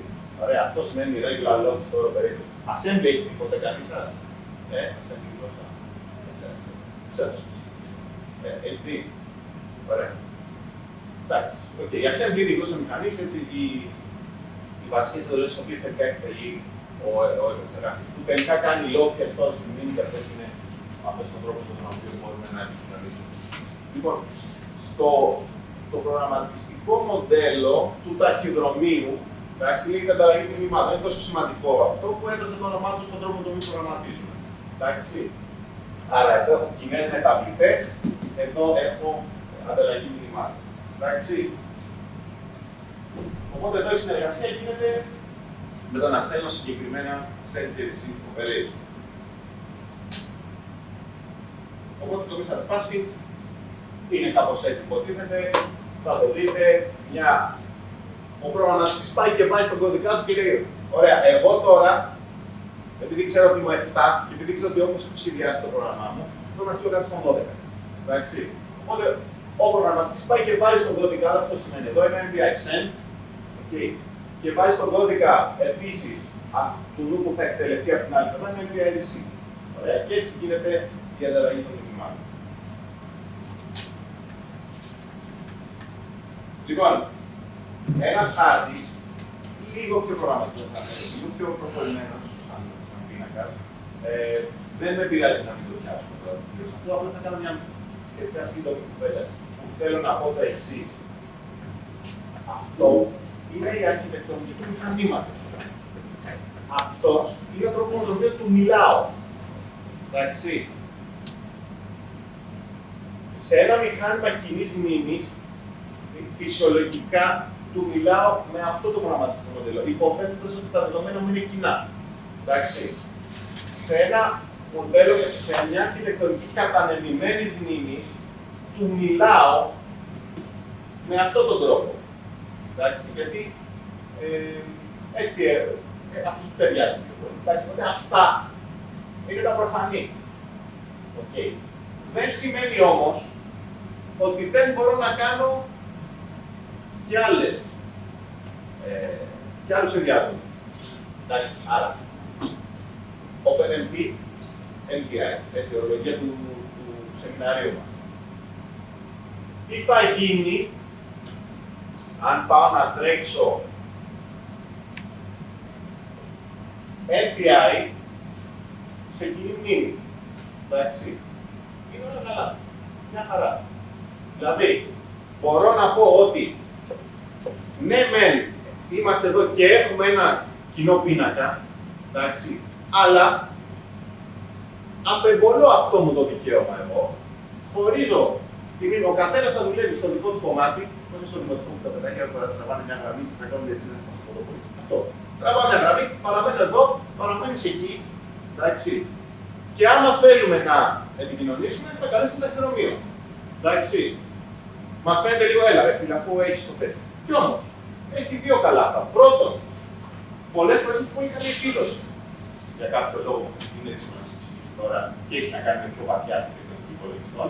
Και έχει να κάνει και αρκετά με το γεγονός ότι αν έχω κοινή μνήμη, πολλές φορές πρέπει να παίξουμε κλωτσίες και κουνιές για να πάμε εκεί πέρα. Ενώ ο καθένας δουλεύει στο παραπάκι του και κάποια στιγμή, αν χρειαστεί, καλεί το ταχυδρομείο. Το ταχυδρομείο κοστίζει. Το ταχυδρομείο μπορεί να υλοποιηθεί με πολύ γρήγορο και εξελιγμένο τρόπο όταν έχει κοινή μνήμη. Δηλαδή, είναι γρήγορο ταχυδρομείο. Εντάξει. Οπότε αυτό έχει και το καλό επίσης ότι εγώ προγραμματίζω κοπιαστικά με αυτό, αμένεις να το πω προηγουμένως, γιατί το να στέλνω μηνύματα πέρα από αυτές. Ο κώδικάς σας σε OpenMP για να λύσει την εξίσου θερμότητας είναι δύο γραμμές. Ο κώδικάς σας σε MPI, μέσα στην πάση για να λύσει την εξίσου θερμότητας, είναι πολύ πιο κοπιαστικό. Θέλει μια μέρα. Εντάξει. Το ένα θέλει 10 λεπτά, το άλλο θέλει 5 ώρες. Okay. Λοιπόν, οπότε τρώω το κόστος να υλοποιήσω ένα πρόγραμμα με ανταλλαγή μηνυμάτων, το οποίο τρέχει ανταγωνιστικά να το και πιο γρήγορα από το αντίστοιχο εδώ και μπορώ να το πάρω και να το τρέξω και στους 5, 10, 20% υπολογιστικούς πυρήνες και στα 10 εκατομμύρια. Εντάξει, οπότε αυτό, ανταλλαγή μηνυμάτων σε shared memory, είναι super. Εντάξει. Πού το τώρα. Αυτό, το να τρέξω OpenMP σε μια εκπομπή καταδείχνει μεγάλες κλίμακες κτλ. Είναι το όνειρό μας. Θέλουμε να το κάνουμε, δηλαδή να τρέχουμε όπως σας είπα πριν, μια γραμμούλα, πράγμα parallel for, να το δείτε. Ένα παραλληλό πίσω με αυτό το for και τρέξτε μου σε μια φάρμα από μηχανήματα. Γίνεται, είναι πολύ αργό, τελικά, θα χρησιμοποιήσω για κάποιες απλές περιπτώσεις 100 μηχανήματα για να πάρω επιτάχυνση 5, θα δούμε την επιτάχυνση, είναι αυτό που φαντάζεστε. Αντί να πάρω επιτάχυνση 100, εντάξει, κουλουπού δεν χρειάζεται να πούμε περισσότερο, εντάξει. Ωραία. Τι είναι η GPU, τι αρχιτεκτονική είναι. Οι GPUs είναι να πούμε γενικά τι είναι. Οι GPUs είναι επιταχυντές είναι κάρτες γραφικών, θα έχετε ακούσει πιθανόν την ιστορία ότι χρησιμοποιόντουσαν παλιά για games κτλ. Γιατί κάνουν γρήγορο rendering στα γραφικά, που τελικά οι πράξεις που κάνουν είναι σε πλέγματα εικόνων που μοιάζουν πάρα πολύ με μήτρες, έτσι. Και τελικά κάποιος είπε ότι γιατί να μην κάνουμε και πράξεις, γιατί να μην δώσουμε και έναν τρόπο ο άλλος να μπορεί να υλοποιήσει ένα πολλαπλασιασμό πινάκων σε κάθε γραφικό που θέλουν πάρα πολύ. Και μετά αυτό το πράγμα, οι κάρτες γραφικών είναι general purpose GPUs που να το έχετε ακούσει και ξεκίνησαν να το χρησιμοποιούν οι παραδοσιακοί HPSάδες που λέμε, έτσι για να κάνουν επιτάχυνση από κώδικες επιστημονικών υπολογισμών. Αυτό είχε ξεκινήσει ήδη και ήταν εκεί μερικά χρόνια. Μέχρι να γίνει το boom της τεχνητής νοημοσύνης, η οποία τεχνητή νοημοσύνη ίσον πολλαπλασιασμός πινάκων. Και ο πολλαπλασιασμός πινάκων είναι η πιο κατάλληλη πράξη για να παίξει κανείς σε μια GPU που θα το σχολιάσουμε. Οπότε, εκεί έγινε το μεγάλο βάθος. Και γι' αυτό και η Nvidia, ας πούμε, αυτή τη στιγμή έχει μια αξία που είναι ίση με το ΑΕΠ της χώρας μας. Λοιπόν, θα πούμε λίγο παραπάνω για τις GPUs. Οι GPUs λοιπόν, οι GPUs είναι ένα τελείως ηλίθιο κατασκεύασμα, το οποίο βασίζεται σε πάρα πολλούς μικρούς αδύναμους εργάτες. Είναι η αποθέωση του παραλληλισμού. Στη GPU θα πας πάρα πολύ εύκολα να τρέξεις πολλαπλασιασμό πινάκων. Μπορείτε να διασταθείτε το πολλαπλασιασμό πινάκων ότι έχει απίστευτα πολύ παραλληλισμό. Δηλαδή ότι κάθε κελί του πίνακα, ας πούμε, που θέλει να αναθεωρήσει, μπορεί να γίνει ανεξάρτητα από οτιδήποτε άλλο. Εντάξει. Και έχει και κάποια άλλα πολυπολικά χαρακτηριστικά. Άμα σας αρέσουν όλα αυτά, ελάτε στο μάθημα που κάνουμε στο ένατο εξάμηνο σε θέματα πάλι στις εργασίες, να το αναλύσουμε πολύ περισσότερο, να δείτε γιατί ο πολλαπλασιασμός πινάκων παραδόξως είναι πολύ πιο βολικός από το πολλαπλασιασμό πίνακα με διάνυσμα. Παράξενο το φαίνεται στην πρώτη φράση και τα δύο πολύ παραλληλισμό.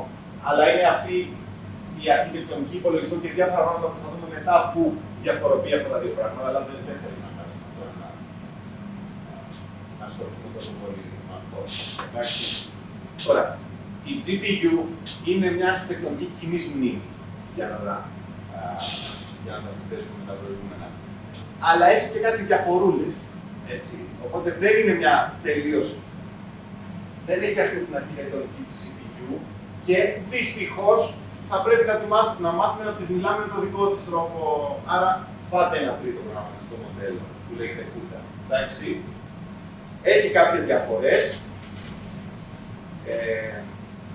Μπορούν οι διαφορετικοί εργάτες βλέπουν κοινή μνήμη, αλλά οι διαφορετικοί εργάτες εδώ πέρα υπάρχει μια αναλογία στη GPU. Οι διαφορετικοί εργάτες ομαδοποιούνται, μοιάζει το λίγο με την περίπτωση του στρατού. Οι διαφορετικοί εργάτες ομαδοποιούνται σε λόγους, συντάγματα και στρατιές. Και κάθε μία από αυτές τις ομάδες έχει κάποιες διαφορετικές δυνατότητες συγχρονισμού και πρόσβασης στην ιεραρχία της μνήμης. Τώρα δεν μιλάω, ξέρω, μάλλον πιο ακαταλαβιστικά, την οποία πρέπει να διαχειριστούμε. Είναι όντως αυτή η σύγκριση τώρα εδώ, γιατί δεν θα μπλέξετε να μάθετε λίγο τα πρώτα βασικά, αλλά είναι αρκετά δύσκολο και επίπονος ο προγραμματισμός να καταλήξει να βγάλει σε μια GPU ένα πολύ γρήγορο πρόγραμμα. Δεν φέρνουμε αυτό από σήμερα. Κάποιος πρέπει να παλεύει μήνες και χρόνια για να φτάσει σε αυτό. Θα μάθετε λίγο να τις μιλάτε. Να τις λέτε, φτιάξτε μου μερικά threads, φτιάξτε μου μερικούς εργάτες και σιγά σιγά, ας πούμε, αν σας κερδίσει το ενδιαφέρον, να έχετε να μάθετε πώς γίνονται πιο εξελιγμένα πράγματα. Εκεί θέλει λίγο να πάρουμε την περισσότερη κατανόηση του πώς είναι το μηχάνημα στο εξωτερικό. Είναι πολύ πιο ενεργειακά αποδοτικές, είναι πολύ πιο αποδοτικές όσο στα χρήματα. Και κάποιες θα πει ωραία, γιατί δεν πετάνε όλα τα μικρά για να πάρουμε GPUs, γιατί δεν κάνουμε μόνο πολλαπλασιασμό στην άκρη σε αυτή τη ζωή. Τρέχουμε servers, τρέχουμε πράγματα, τρέχουμε κώδικα που δεν είναι μόνο πράγματα. Εντάξει. Λοιπόν, αυτό που θέλει να πει αυτό το σχήμα είναι ότι μία CPU έχει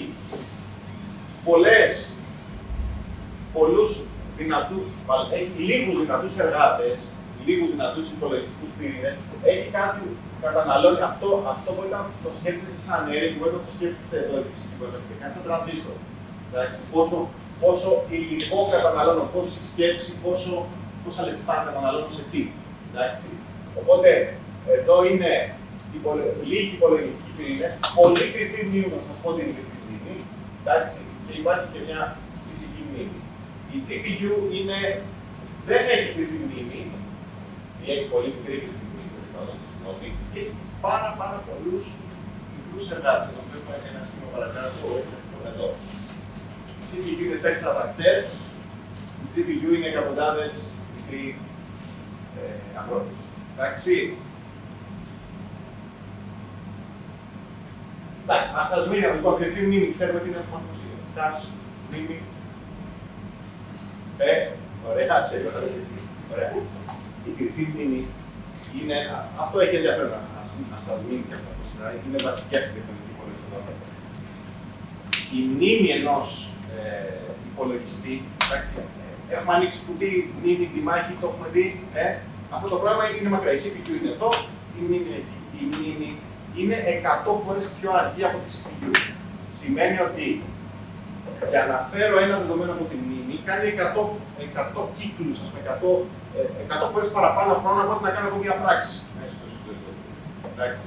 Οπότε, για να αντιμετωπίσουν οι αρχιτέκτονες των υπολογιστών αυτό το πρόβλημα, κάνουν κάτι το οποίο είναι πολύ προφανές.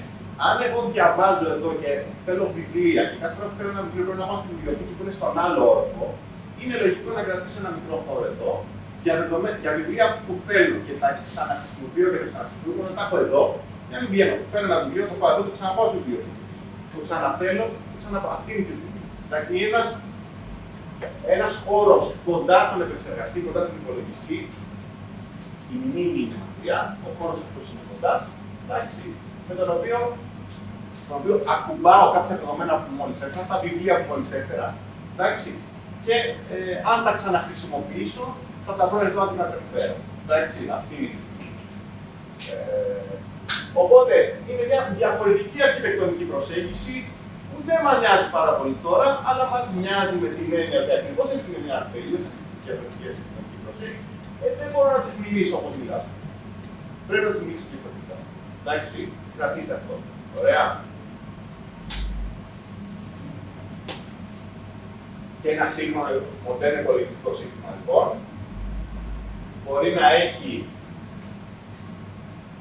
μία CPU με μία μνήμη εδώ και μια άλλη CPU με μια άλλη μνήμη εδώ. Αυτό αποτελεί μια αρχιτεκτονική κοινής μνήμης, και ας είναι αυτές απομακρυσμένες, είναι ένα slide που πέρασε γρήγορα πριν να δούμε τώρα, και μπορεί να έχει και 4 CPU, δηλαδή ένας υπολογιστικός κόμβος σε ένα υπερυπολογιστικό σύστημα, σε ένα data center, πιθανότατα το έχετε ακούσει, έτσι, περιλαμβάνει και CPUs και GPUs. Εντάξει. Ωραία, άρα είπαμε ότι εσείς στο μυαλό σας μπορεί να έχετε ότι η CPU έχει λίγους πανίσχυρους επεξεργαστές, η CPU έχει πολλούς εκατοντάδες παράλληλους, οι οποίοι, όπως είπα πριν, μοιράζονται σε ομάδες και κάθε μία από αυτές τις ομάδες έτσι. Ωραία, να αφήσουμε το στρατό που δεν είναι πολύ ωραίο, να πάμε στην αγροτική αναλογία. Κάθε μία από αυτές τις ομάδες μπορεί να έχει μια κοινή αποθήκη, μπορεί να λειτουργεί με κάποιον συγχρονισμένο τρόπο, μπορεί αυτοί να μπορούν να επικοινωνήσουν μεταξύ τους με μία εντολή, αυτοί μεταξύ τους με μία εντολή, αλλά αυτοί με αυτούς δεν μπορούν να επικοινωνήσουν με μία εντολή. Εντάξει. Έχει κάπως αυτή τη λογική και τώρα σας λέω τις λέξεις που χρησιμοποιεί η Κούντα. Περίπου αυτά που προσπαθεί να περιγράψει η Κούντα. Να πει ότι αυτή εδώ, η πρώτη 32, οι πρώτοι 32 ας πούμε από αυτούς, δουλεύουν τελείως συγχρονισμένα. Δηλαδή σε κάθε χτύπο κάνουν όλοι μία ταυτόχρονη εντολή. Εντάξει. Αυτοί εδώ πέρα μπορεί να έχει μια κοινή αποθήκη, δηλαδή μπορεί να έχουν μια κριτική μνήμη που σας είπα προηγουμένως, εντάξει, στην οποία μπορούν να αφήνουν ενδιάμεσα δεδομένα. Αλλά αυτή είναι μια άλλη κριτική μνήμη.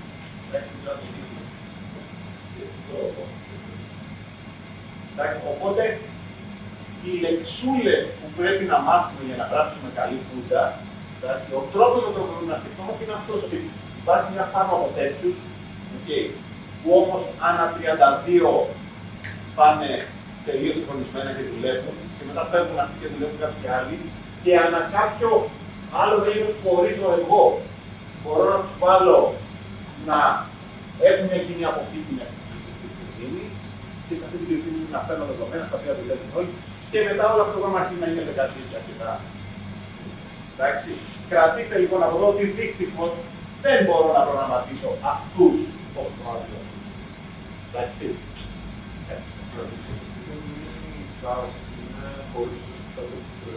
Σωστότατο. Η μνήμη CAS είναι μέσα στον επεξεργαστή. Είναι τρανζίστορ του επεξεργαστή.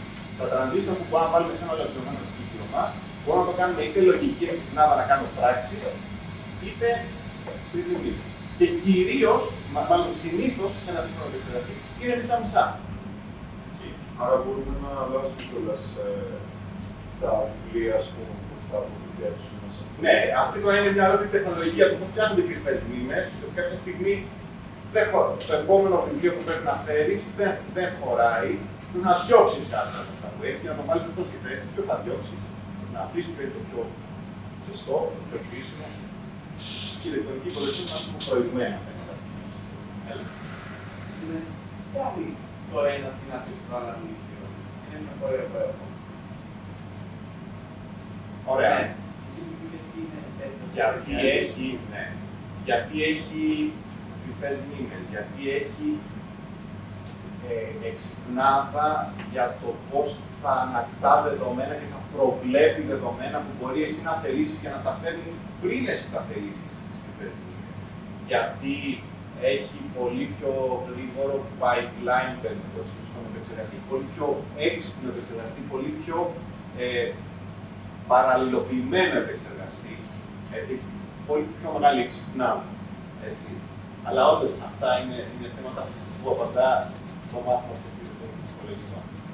Δηλαδή οι αρχιτέκτονες εκεί έξω, εδώ και 30-40 χρόνια, έχουν πολύ εξυπνάδα μέσα για να φτιάξουν αυτό. Την οποία εξυπνάδα βγάλουν από μέσα για να πάρουν πολύ.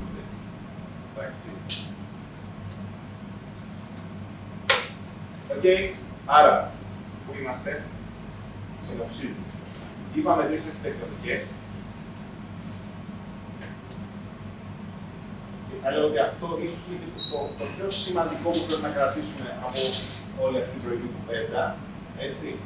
Μοιάζει με μια εισαγωγή, που λέγεται εισαγωγή στις άλλες αρχιτεκτονικές, τρεις αρχιτεκτονικές επί της ουσίας, κοινής μνήμης, κατανεμμένης μνήμης και της GPU που είναι κάτι σαν κοινή μνήμη, που οδηγούν στα τρία πραγματικά μοντέλα με τα οποία θα καταπιαστούμε στο σεμινάριο. Εντάξει, που παντρεύονται πολύ ωραία, που είναι οι τρεις γλώσσες που πρέπει να μάθω, οι τρεις τρόποι που πρέπει να μάθω για να επικοινωνήσουμε με τα μηχανήματα. Ο τρόπος της κοινής μνήμης, ο τρόπος της ανταλλαγής μηνυμάτων για την κατανεμημένη μνήμη και ο τρόπος της GPU γιατί έχει όλη αυτή την ιδιομορφία και την παραξενιά. Εντάξει. Ωραία. Τώρα είναι ένα σεμιναριακό κομμάτι. Έτσι, ένα κομμάτι που θέλει λίγο να σας δείξει για τις πολύ υψηλές τεχνολογίες που υπάρχουν πίσω από αυτή την κουβέντα. Για να σας πει για τους υπερυπολογιστές πού τα βρίσκουμε αυτά τα πράγματα. Πού βρίσκουμε αυτό που συζητάγαμε τώρα. Έτσι. Πού βρίσκουμε αρχιτεκτονικές, μάλλον. Αυτό που σας είπα εδώ, αυτό επί 200 κάνει έναν υπερυπολογιστή που υπάρχει. Εντάξει. Υπάρχει και κάνει τι. Υπάρχει λοιπόν μια λίστα, το Top 500, που 2 φορές το χρόνο παρουσιάζει τους 500 πιο ισχυρούς υπερυπολογιστές στον κόσμο. Οι οποίοι έχουν πολλά τέτοια, πολλές παραλλαγές τέτοια πράγματα. Μπορεί να μην έχουν. Ή μάλλον ή κάποιοι. Οπότε όλα αυτά πώς μοιάζει ένας υπερυπολογιστής. Έχετε ένα data center, έχετε διάφορα data center της Google, με τα λαμπάκια εδώ πέρα, όλα αυτά τα φανταστικά, ξέρω κτλ. Έτσι είναι και ένας υπερυπολογιστής. Ο υπερυπολογιστής είναι σαν ένα data center. Εντάξει. Είναι ένα πράγμα που είναι, ένας υπερυπολογιστής θα μπορούσε να είναι όπως ο χώρος εδώ που έχουμε. Εντάξει. Ένας υπερυπολογιστής στο top 500 χωράει σε ένα χώρο, σε αυτό που είμαστε εμείς τώρα. Εντάξει. Μπορεί και σε μικρότερο χώρο από αυτό. Αλλά σίγουρα δεν είναι ένα μηχάνημα, δεν είναι ένα rack, ένα εκρύωμα. Το είναι το εκρύωμα, είναι ένα τέτοιο πράγμα, είναι μια ντουλάπα. Ωραία. Ένας υπερυπολογιστής στο top 500 του υπολογιστές έχει πολλές ντουλάπες. Έχει πολλές ντουλάπες και πολλά λαμπάκια και πολλά καλωδιάκια και πολλά αυτοκολλητάκια και πολλά τέτοια πραγματάκια. Εντάξει. Ωραία. Τον Ιούνιο του 2025, πριν από 2-3 εβδομάδες, ανακοινώθηκε η τελευταία λίστα. Okay. Εδώ έχει τον αφρό, τους 5 πιο ισχυρούς. Λοιπόν, δεν πολύ βλέπετε, αλλά τέλος πάντων για καμιά δεκαετία είχαμε φάει ένα σχετικό κόλλημα να φτάσουμε το λεγόμενο exascale. Το exascale είναι 10 στην 24η υπολογισμοί διπλής ακρίβειας το δευτερόλεπτο. Είναι πάρα πολύ. Δεν πιστεύετε, έτσι. Λοιπόν, για να το πετύχουμε αυτό δεν ήταν απλή υπόθεση. Δεν μπορούσαμε απλά να μεγαλώσουμε, να βάλουμε περισσότερες δουλειές από την άλλη, είχαμε θέματα ενέργειας, έπρεπε όλα τα διάφορα τεχνολογία. Τέλος πάντων, το πετύχαμε την 2-3 χρόνια και αυτή τη στιγμή 3 υπολογιστές στον κόσμο, Αμερικάνοι και οι 3, έχουν ξεπεράσει το όριο του exascale. Η Ευρώπη το παλεύει, είμαστε κοντά. Εντάξει, αυτό είναι και πολύ μαρκετιστικό και ψυχολογικό σε κάποιο βαθμό. Πιθανόν να έχει και κάποια σχέση με τον dominance, ας πούμε, την ισχύ σε διάφορα πράγματα, δυστυχώς ακόμα και σε ζητήματα κλινικών όπλων κτλ. Τέλος πάντων, θα αφήνουμε αυτό. Οπότε, μιλάμε για υπερβολικά ισχυρά μηχανήματα. Εδώ, οι υπολογιστικοί πυρήνες δεν είναι το μηχανικά. Οι υπολογιστικοί πυρήνες που έχουν αυτά τα μηχανήματα είναι της τάξης των 10 εκατομμυρίων. Εντάξει, μιλάμε για τόσο μεγάλα μηχανήματα. Τι άλλο λέμε εδώ. Και είναι 28,9 ΜΒ. Ωραία. Ποιος έχει αίσθηση πώς είναι αυτό? Ένα κοντέινερ που μεταφέρει τα εμπορεύματα από όλη την κίνηση εδώ στην Κίνα. Είναι 28 ΜΒ. Είναι μια κομμόπολη, ας πούμε, κάτι τέτοιο. Εντάξει. Έχω πάρει και να μου κάνω αναλογίες. Αυτό. Τέτοιες αναλογίες θέλουμε. Λοιπόν, πώς είναι αυτά τα μηχανήματα, τι είναι τέλος πάντων? Είναι επεξεργαστές αρχιτεκτονικής, δεν είναι κάτι άλλο, δεν είναι κάτι διαφορετικό, είναι αρχιτεκτονική σαν αυτό που έχουμε εδώ, στο PC μας, στο laptop, δεν είναι κάτι διαφορετικό. Οι CPUs που έχουν, εντάξει, δεν είναι κάτι διαφορετικό, δεν είναι κάτι διαφορετικό από αυτό με το οποίο θα δουλέψετε και θα καταρχίσετε κι εσείς. Άρα δεν έχουν εξωτικούς επεξεργαστές. Εντάξει. Εμείς στο laptop μας έχουμε έναν 8-core, αυτοί έχουν 128 cores. Εντάξει. Δεν είναι άλλη αρχιτεκτονική, όμως απλά είναι περισσότεροι. Δεν είναι κάτι άλλο. Δεν τους προγραμματίζουν διαφορετικά, δεν έχουν διαφορετικούς compilers, δεν έχουν διαφορετικά εργαλεία, δεν τους μιλάμε με διαφορετικό τρόπο, τους μιλάμε όπως θα τους μιλήσουμε και εδώ. Εντάξει. Εδώ τι έχουμε να πούμε, ότι υπάρχουν διάφορες εταιρείες, είτε AMD, είτε Intel, δεν μας νοιάζει αυτό ιδιαίτερα, και διάφορες, ας πούμε, διάφορα instruction set. Ούτε αυτό μας νοιάζει, βγάζουν διαφορετικά assembly. Εμάς δεν μας νοιάζει, με τον ίδιο τρόπο τους μιλάμε, ο compiler φροντίζει να βγάζει αυτά που θέλει. Εντάξει, δεν μας νοιάζει. Εντάξει, αυτό είναι λίγο κουτσομπολιό που λέει ότι αυτό που κάποτε ήταν η κυριαρχία της Intel έχει συρρυκνωθεί ιδιαίτερα και υπάρχουν και άλλες εταιρείες που βγάζουν επεξεργαστές για αυτό το πράγμα. Δεν είναι ιδιαίτερα. Όλα τα top 5 έχουν, αυτά είναι GPUs. Εντάξει, ό,τι υπάρχει τώρα σε elite σύστημα, μάλλον δεν νοείται μέχρι πριν από λίγο, δηλαδή λίγο παρακάτω υπάρχει ένα σύστημα, ένα Ιαπωνέζικο, ας πούμε, και πιθανόν να συνεχίσει να υπάρχει στο top 5, στο top 10 ένα σπάνιο μηχάνημα που θα έχει μόνο CPU. Εντάξει. Οπότε κρατάμε ότι ο κανόνας πλέον, με κάποιες εξαιρέσεις, κυρίως στα πάνω συστήματα, είναι ότι έχουν GPU. Και μάλιστα όχι μόνο μία, κάθε κόμβος μπορεί να έχει 4 και 8. Αυτό λέει αυτό εδώ. Θέλει να πει από το 2000, από το 2006 που είναι αριστερά, μέχρι το 2025 που είμαστε εδώ, αριθμός συστημάτων στα 500 που έχουν GPU. Άρα τι μαθαίνουμε εδώ, σαν τάση, έτσι. Ωραία, είμαστε οι τεχνολόγοι. Στο 6 έκανε την εμφάνισή του δειλά-δειλά η έννοια του επιταχυτή. Εντάξει, στο top 5. Μέχρι το 2006 ήταν συστοιχίες από υπολογιστές γενικούς σκοπούς, σαν αυτούς που έχουμε στο σπίτι. Και σιγά σιγά βλέπετε την άνοδο. Αυτή τη στιγμή 200 κάτι από τα 500 έχουν accelerator, δηλαδή μπορείτε να τους σκέφτεστε σαν GPUs, τα GPUs είναι, της NVIDIA ή της AMD, και την άλλη εταιρεία βγήκε στο παιχνίδι. Ματιάζει λίγο ότι και το πεδίο της αγοράς, ας πούμε, εμπλουτίζεται, νομίζω και παραπάνω πρέπει να υπάρχει και άλλη εταιρεία. Και μάλιστα αυτά τα συστήματα είναι στα πάνω στο top 500, έτσι. Άρα, κυριαρχεί, ας πούμε, η τεχνολογία των επιταχυτών και των κάτω γραφικών. Νομίζω δεν χρειάζεται. Και αυτό μπορούμε να το αφήσουμε. Είναι ο τρόπος με τον οποίο διασυνδέονται αυτοί οι υπερυπολογιστές παράγοντες.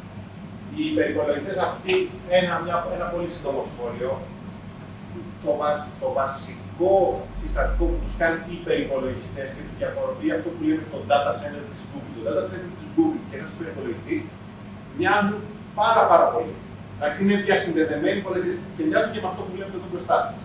Είναι το ίδιο πράγμα. Απλά πιο γρήγοροι επεξεργαστές, πιο πολλά κόσμο μέσα σε κάθε επεξεργαστή. Όλα αυτά να ολοκληρώνουν σε κάτι το οποίο μέσα σε μια δουλάπα να χωράει πάρα πολύ μεγάλη πυκνότητα από αυτά. Τα ψύχουμε τα κάνουμε ντους, με νερό, ας πούμε, με υγρό πλέον, για να απαχθεί όλη αυτή η τεράστια θερμότητα που εκπέμπουν. Αυτό κάνει ένα data center, ουσιαστικά. Και πώς ένα data center γίνεται υπερυπολογιστής, είναι το δίκτυο διασύνδεσης στο οποίο τρέχει η υπηρεσία ταχυδρομείου. Όλο το παιχνίδι, έτσι,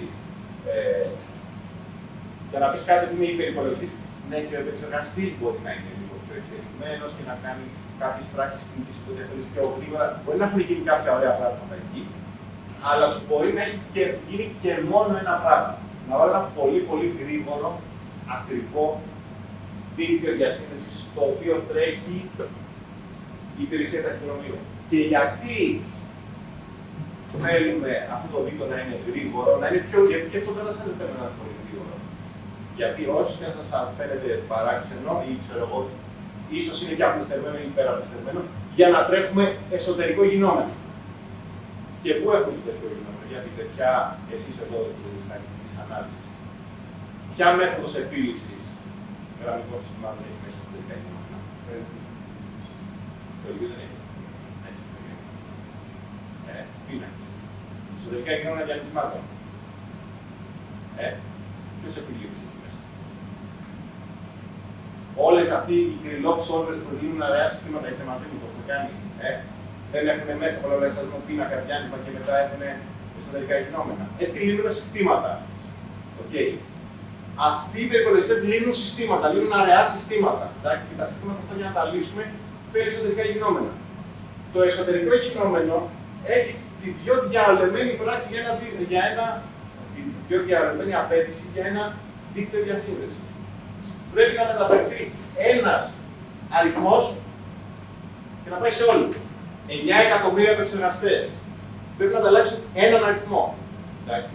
Αυτό, στρέσα, αυτού του είδους η πράξη δεν είναι κοινή, δεν συναντάται στα data centers. Τα data centers έχουν πιο μεγάλα ανταλλαγή δεδομένων. Ανταλλάζουν, ξέρω εγώ, μεγάλα αρχεία, ανταλλάζουν μεγάλα. Οι ανταλλαγές τους είναι σε μεγάλο όγκο δεδομένων. Το να ανταλλάξεις ένα νούμερο σε εκατοντάδες χιλιάδες υπολογιστικούς κόμβους και πού το δεδομένο. Στο εσωτερικό γινόμενο. Για να λύσει ένα σύστημα. Παράλληλα, πρέπει να δώσει πολλά λεφτά. Δηλαδή να δώσει εκατομμύρια. Okay. Πόσο κάνει το νούμερο 1 σύστημα, κάποια δις. Okay. Πόσο κάνει το δίκτυο διασύνδεσης μέσα σε ένα πολύ. Το 20% του budget. Εντάξει. Γιατί για να τρέξει το υπηρεσία ταχυδρομείου, γιατί για το εσωτερικό γινόμενο. Εντάξει. Ωραία. Αυτή η διαφάνεια δεν θέλει να πει κάτι σπουδαίο. Θέλει απλά να σχολιάσει τον όρο κλάστερ που μπορεί να τον έχουμε ακούσει. Συστοιχεία του κλάστερ. Ένα κλάστερ. Εντάξει. Υπάρχουν υπερυπολογιστές που είναι κλάστερ και υπερυπολογιστές που δεν είναι κλάστερ. Τα κλάστερ είναι αυτό που λέμε συστοιχίες από ήδη εμπορικά διαθέσιμα συστατικά στοιχεία. Δηλαδή, παίρνω, αγοράζω servers, αγοράζω υφριώματα, αγοράζω liquid cooling. Δεν έχω τίποτα. Αγοράζω δίκτυο διασύνδεσης. Οριακά μπαίνω κλικ, αγοράζω. Έτσι, αλλά όλα τα συστατικά στοιχεία που παίρνει τελικά μια εταιρεία μεγάλη, όπως η IBM, ξέρω εγώ, η Lenovo και άλλες, για να φτιάξουν έναν υπερπολιτή, υπάρχουν ήδη, δεν φτιάχνονται για το μηχάνημα. Εντάξει. Τι θέλει να πει αυτή η διαφάνεια, ότι η συντριπτική πλειοψηφία αυτών που το 500 εκεί έξω χρησιμοποιεί ήδη υπάρχουσα τεχνολογία. Δεν φτιάχνουν τεχνολογία για να φτιάξουν την τεχνολογία. Εντάξει. Αυτή όμως εδώ κάτω που είναι και στον αφρό, για να πας πολύ ψηλά να έχεις καλή ενεργειακή κατανάλωση, να έχεις υψηλή επίδοση, να έχεις όλα αυτά τα πράγματα, πρέπει να προσέξεις με το δίκτυο διασύνδεση, να το κάνω ακόμα πιο καλό, ίσως φτιάξει και επεξεργαστή, ίσως ρυθμίσω έναν επεξεργαστή. Εντάξει. Αυτό δεν χρειάζεται κάτι.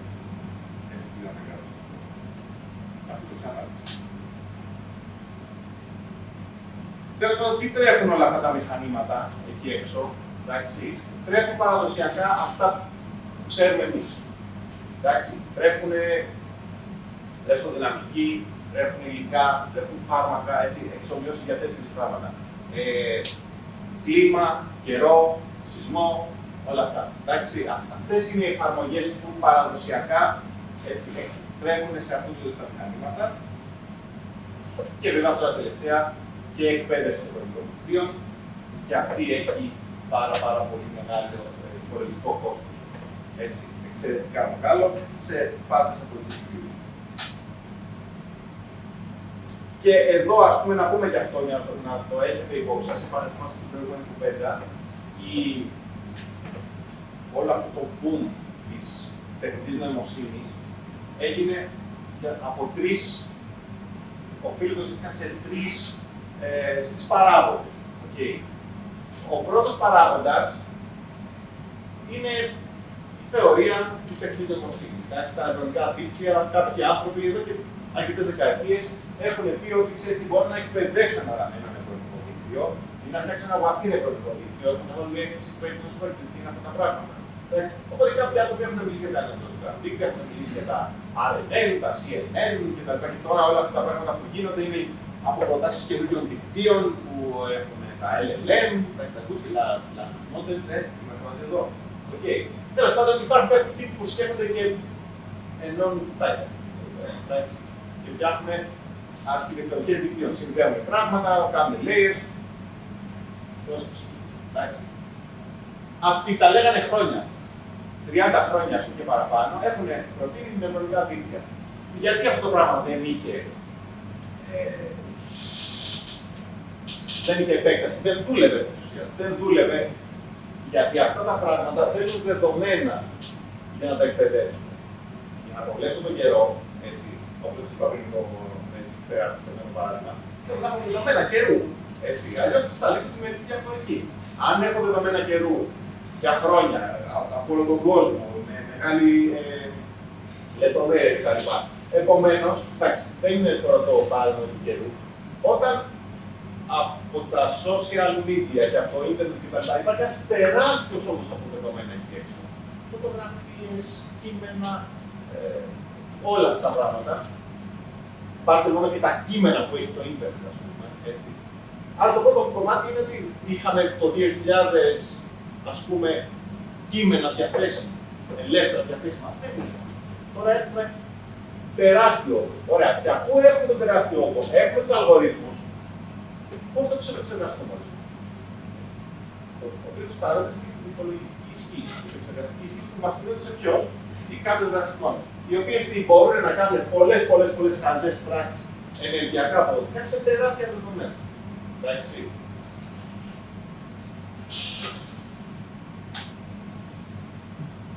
Αυτό που θέλω να πω να θέσει διαφάνεια είναι ότι εκτός από τον πεδίο των εφαρμογών που είμαστε εμείς συνηθισμένοι, που ουσιαστικά λύνουμε finite μέθοδους, ας πούμε, με επιληπτές γραμμικών συστημάτων, εντάξει, όλα αυτά που λέμε έχουν εφαρμογή και στο πώς θα εκπαιδεύσουμε ένα κοινωνικό δίκτυο, το οποίο τι κάνει, όλα αυτά των δυνατών. Εδώ τι μας νοιάζει η εκπαίδευση να γίνει, η εκπαίδευση παίρνει μέρες. Εντάξει, μας νοιάζει να γίνει σε λιγότερες μέρες. Εντάξει. Αλλά μας νοιάζει και όταν κάνουμε deploy ένα κοινωνικό δίκτυο και τους στέλνουμε μια φωτογραφία και θέλουμε να μας πει αν έχει ένα παπάκι μέσα, να μην μας απαντάει σε 2 λεπτά, να μας απαντάει σε 1 δευτερόλεπτο. Εντάξει, οπότε και εκεί χρειαζόμαστε. Στο Υπουργείο του Εργόδων, πώς θέλουμε τη φωτογραφία να δει το που πάει στους σερβερς του Facebook και μετά μας θα δει. Οπότε προφανώς και με κάποια συμβόλαια privacy κτλ. Όλοι αυτοί έχουν πρόσβαση σε όλα αυτά τα δεδομένα. Ωραία, οπότε είπαμε ότι το μήνυμα εδώ πέρα είναι ότι είτε μιλάμε για εξομοίωση ενός φαινομένου που βλέπε καιρός, είτε μιλάμε για την εκπαίδευση ενός νευρολογικού δικτύου, είτε για τη χρήση ενός νευρολογικού δικτύου για να πάρουμε μια πρόβλεψη, όλα αυτά τα πράγματα είναι παράλληλα του υπολογισμού. Είναι εφαρμογές του παράλληλου υπολογισμού και πράγματα που τρέχουν σε υπερυπολογιστικά συστήματα.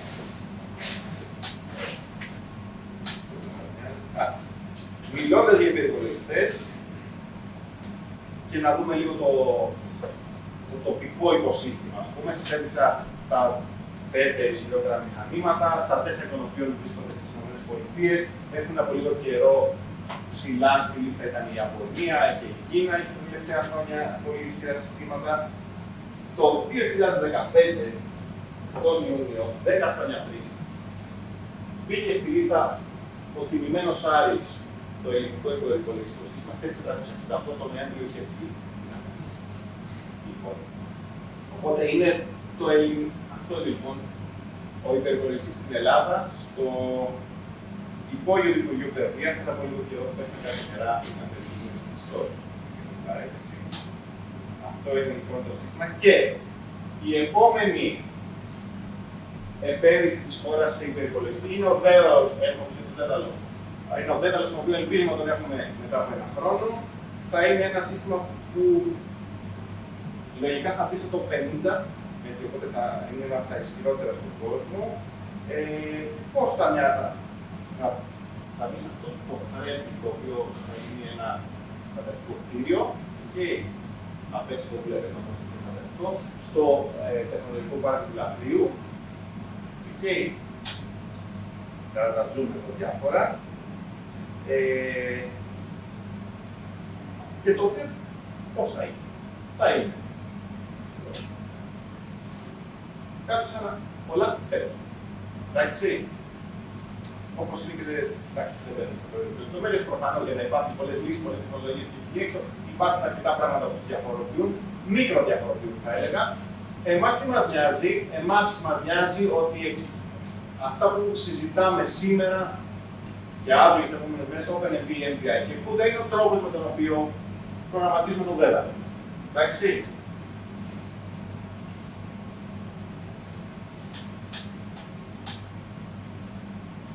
Τώρα, αν έχουμε λίγο χρόνο,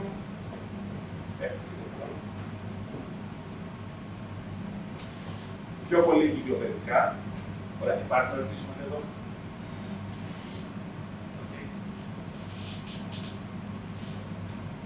Ωραία. Δύο-τρία πραγματάκια θα πούμε, δηλαδή πιο πολύ και ενδιαφέρον εδώ.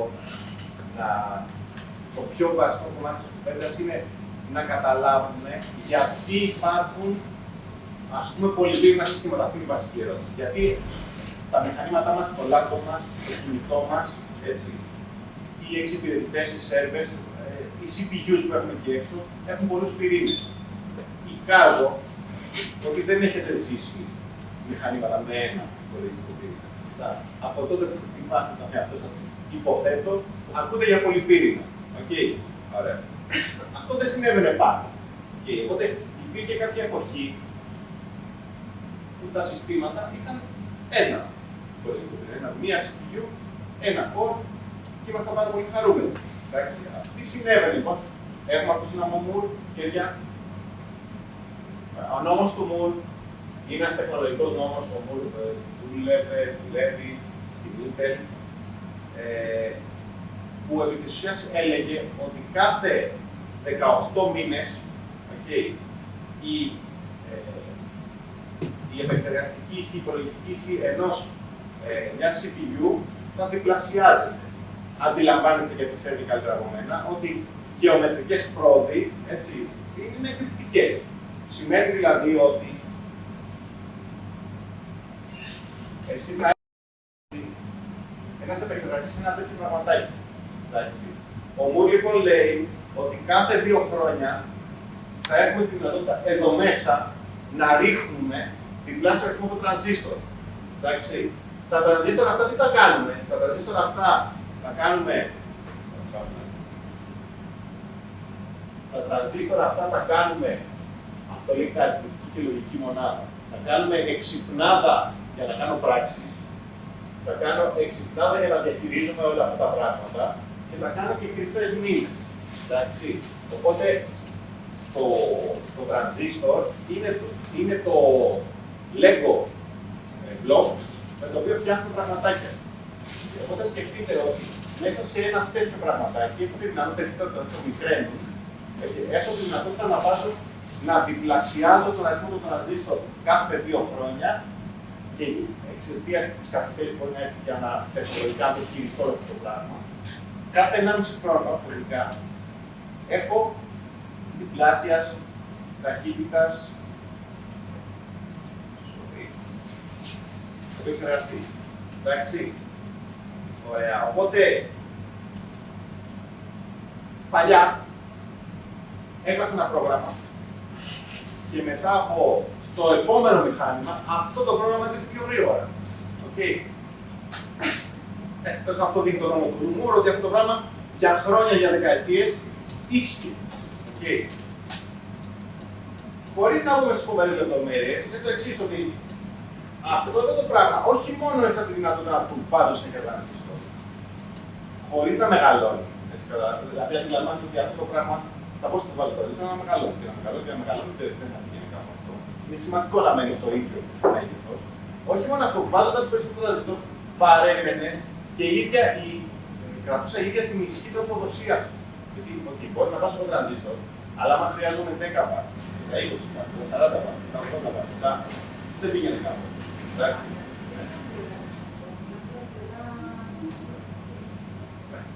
Από την πλευρά του αρχιτέκτονα.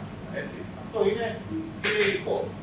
Οπότε έχω ένα πραγματάκι το οποίο βάζω συνέχεια εξυπνάδα. Έχω περισσότερα Lego building blocks.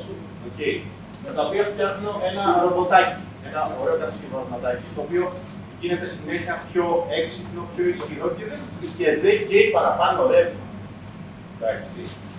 Αυτό όλο ήταν ένα φανταστικό τοπίο, το οποίο κάποια στιγμή σταμάτησε να ισχύει. Γιατί όταν μου δίνεις εμένα συνέχεια Lego block, φτιάχνω ένα ρομποτάκι. Και μου δίνεις τα διπλάσια και φτιάχνω ένα πιο καλό ρομποτάκι. Και μου δίνεις τα διπλάσια και κάνω πιο καλό ρομποτάκι. Και μου δίνεις τα διπλάσια και αρχίζω να μην έχω πολύ εξυπνάδα και δημιουργικότητα για να φτιάξω ένα πιο γρήγορο ρομποτάκι. Άρα μου δίνει διπλάσια να φτιάχνω κατά 50% καλύτερο ρομποτάκι. Και μου δίνει τα διπλάσια και φτιάχνω κατά 30% καλύτερο ρομποτάκι. Και τα διπλάσια και τελικά φτιάχνω 5% καλύτερο ρομποτάκι. Και μου δίνει τα διπλάσια.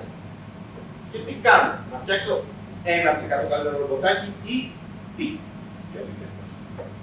Μου δίνει τα διπλάσια, έχω ένα ρομποτάκι και μου δίνει τα διπλάσια, φτιάχνω 2 ρομποτάκι. Εντάξει.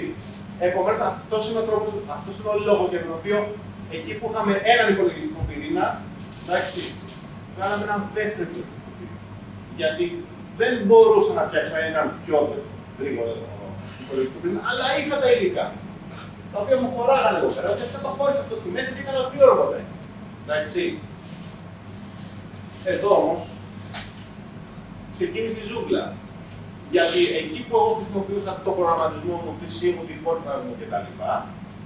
Τώρα θα έπρεπε να κάνω κάτι για να βάλω αυτά τα 2 ρομποτάκια να συνεργαστούν για να μου λύσουν το πρόβλημα. Το εσωτερικό γινόμενο και όλα αυτά τα πράγματα. Στην αρχή, στην πρώτη περίοδο, δεν μπορεί να κεφαλιά στα σχολείο, όταν ήταν 2 και 4 ρομποτάκια. Ειδικά δούλεψα στο πράγμα και το αγκάλιασε η αγορά κτλ. Γιατί το λειτουργικό σύστημα τι έκανε. Έβαζε στον ένα επεξεργαστή να παίξει το κώδικα και στο άλλο την μουσική. Άρα πήρε 2 συριακά προγράμματα και τα έτρεξε και χαρήκαμε. Γιατί όλα αυτά όντως το experience βελτιωνόταν. Εντάξει. Μετά έγιναν 4, 8, 16, 42 και μετά αυτό το πράγμα.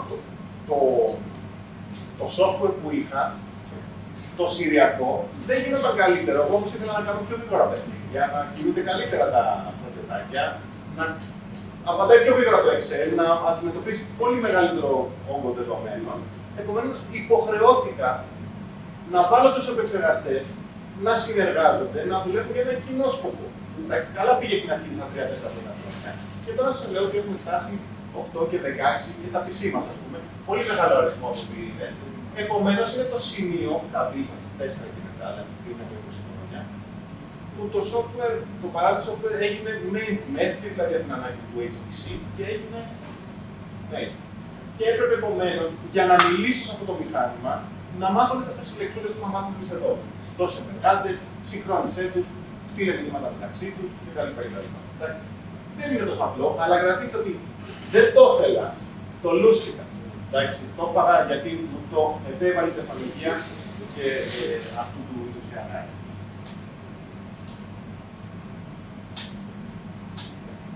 Δεν θα πούμε πολύ περισσότερο γιατί δεν έχει τόσο μεγάλη σημασία για εσάς τώρα και ίσως είναι too advanced. Η διαφάνεια αυτή, αυτό που σχολιάσατε και προηγουμένως, ότι για λόγους τεχνολογίας η πρόσβαση στην ύλη είναι πολύ πιο αργή από τις πράξεις του επεξεργαστή. Δεν θα μας απασχολήσει εμάς εδώ ιδιαίτερα, αλλά καλό είναι να το σχολιάσουμε και να το έχουμε. Τώρα, λίγο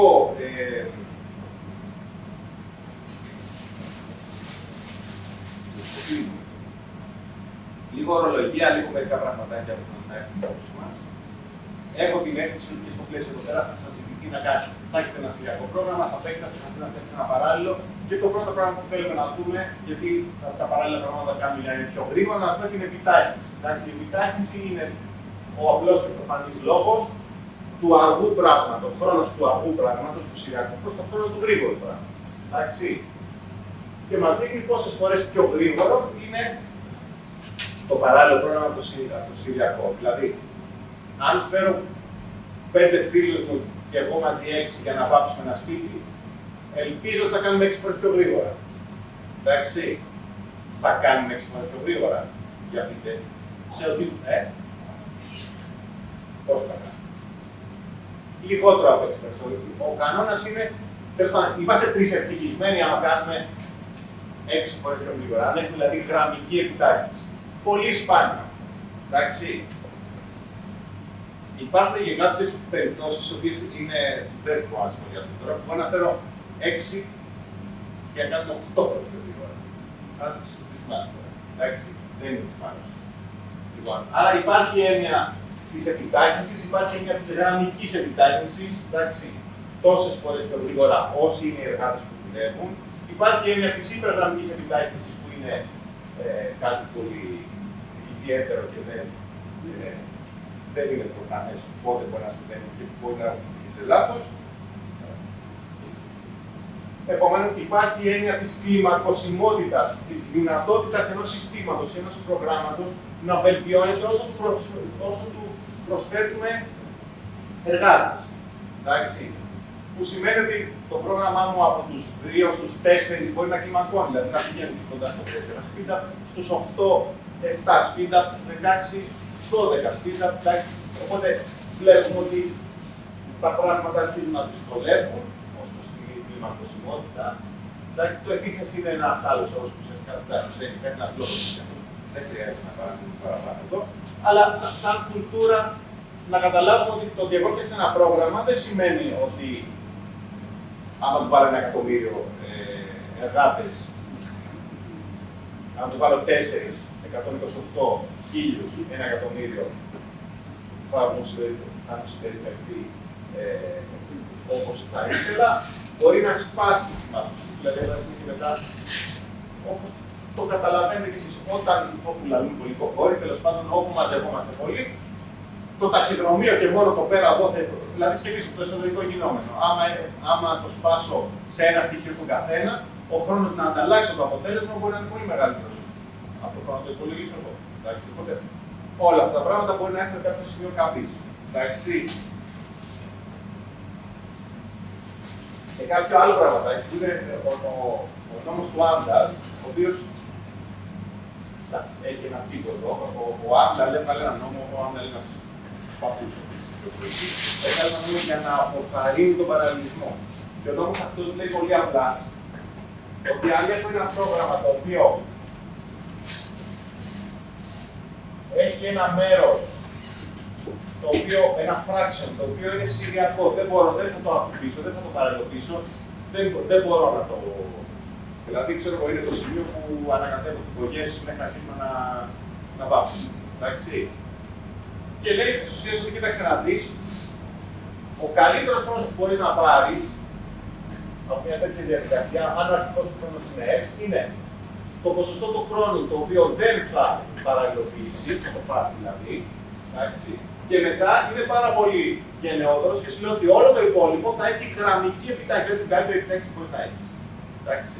Αυτό λέει ο νόμος του Άμνταλ, δηλαδή είναι ένα πάρα πολύ απλός νόμος, το οποίο αν το καλοσκεφτούμε βέβαια έχει αρκετές ενδιαφέρουσες συνέπειες και βγάζει και το speed-up. Εντάξει, δεν μας νοιάζει τώρα αυτό ιδιαίτερα, αλλά μας νοιάζει η ουσία του πράγματος. Δηλαδή λέει ο Άμνταλ, ο τελικός χρόνος θα είναι αυτό, που δεν θα παραλληλοποιήσει, συν γενναιοδωρία αυτό για τον π. Εντάξει. Και με κάποια απλά νουμεράκια εδώ πέρα, θα δείτε ότι αν έχω, τι λέει εδώ, 1% του κώδικα, το οποίο είναι σηριακό, αρχικοποίηση δηλαδή, τέλος κώδικα, το μέγιστο speed που μπορώ να φτάσω είναι 100. Εγώ σας έδειξα 9 εκατομμύρια επεξεργαστές. Με 9 εκατομμύρια επεξεργαστές, έχω δώσει μερικά δισεκατομμύρια. Αν 1% του κώδικα είναι σηριακό, το μέγιστο μπορεί να φτάσω είναι 100. Εντάξει, είναι αρκετά ενθουσιαστικό. Γιατί το πρόγραμμά μου μπορεί να μην κλιμακώνει, γιατί δεν έχουν παραλληλοποιήσει αυτό που μπορούσαμε, οπότε είναι αυτό το Άμνταλ, γιατί μπορεί να έχουμε ανισοκατανομή του φορτίου, πήγαμε και βάψαμε και ο ένας πήρε ένα μεγάλο δωμάτιο και άλλοι πήραν μικρά, οπότε αυτό το μεγάλο δωμάτιο θα συνεχίσει να δουλεύει, μοιάζει με τον νόμο του Άμνταλ.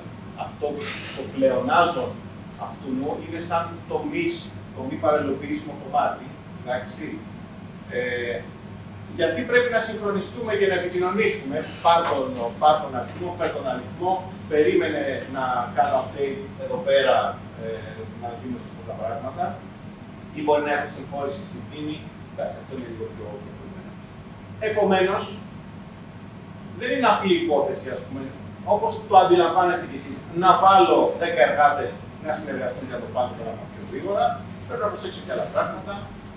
Δεν υπεραπέζουμε με αυτά αυτές τις μέρες. Εμείς θα μάθουμε απλά να μιλάμε.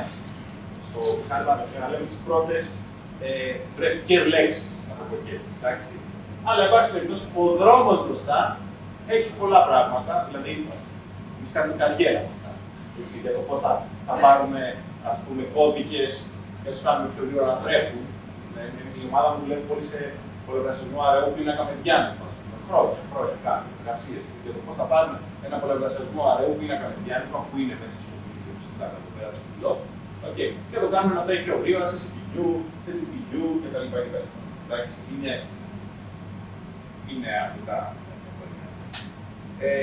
Εντάξει, σαν χαμαρίτσα, αστιάκι το πείτε, Ο πρώτος και ο δεύτερος κανόνας του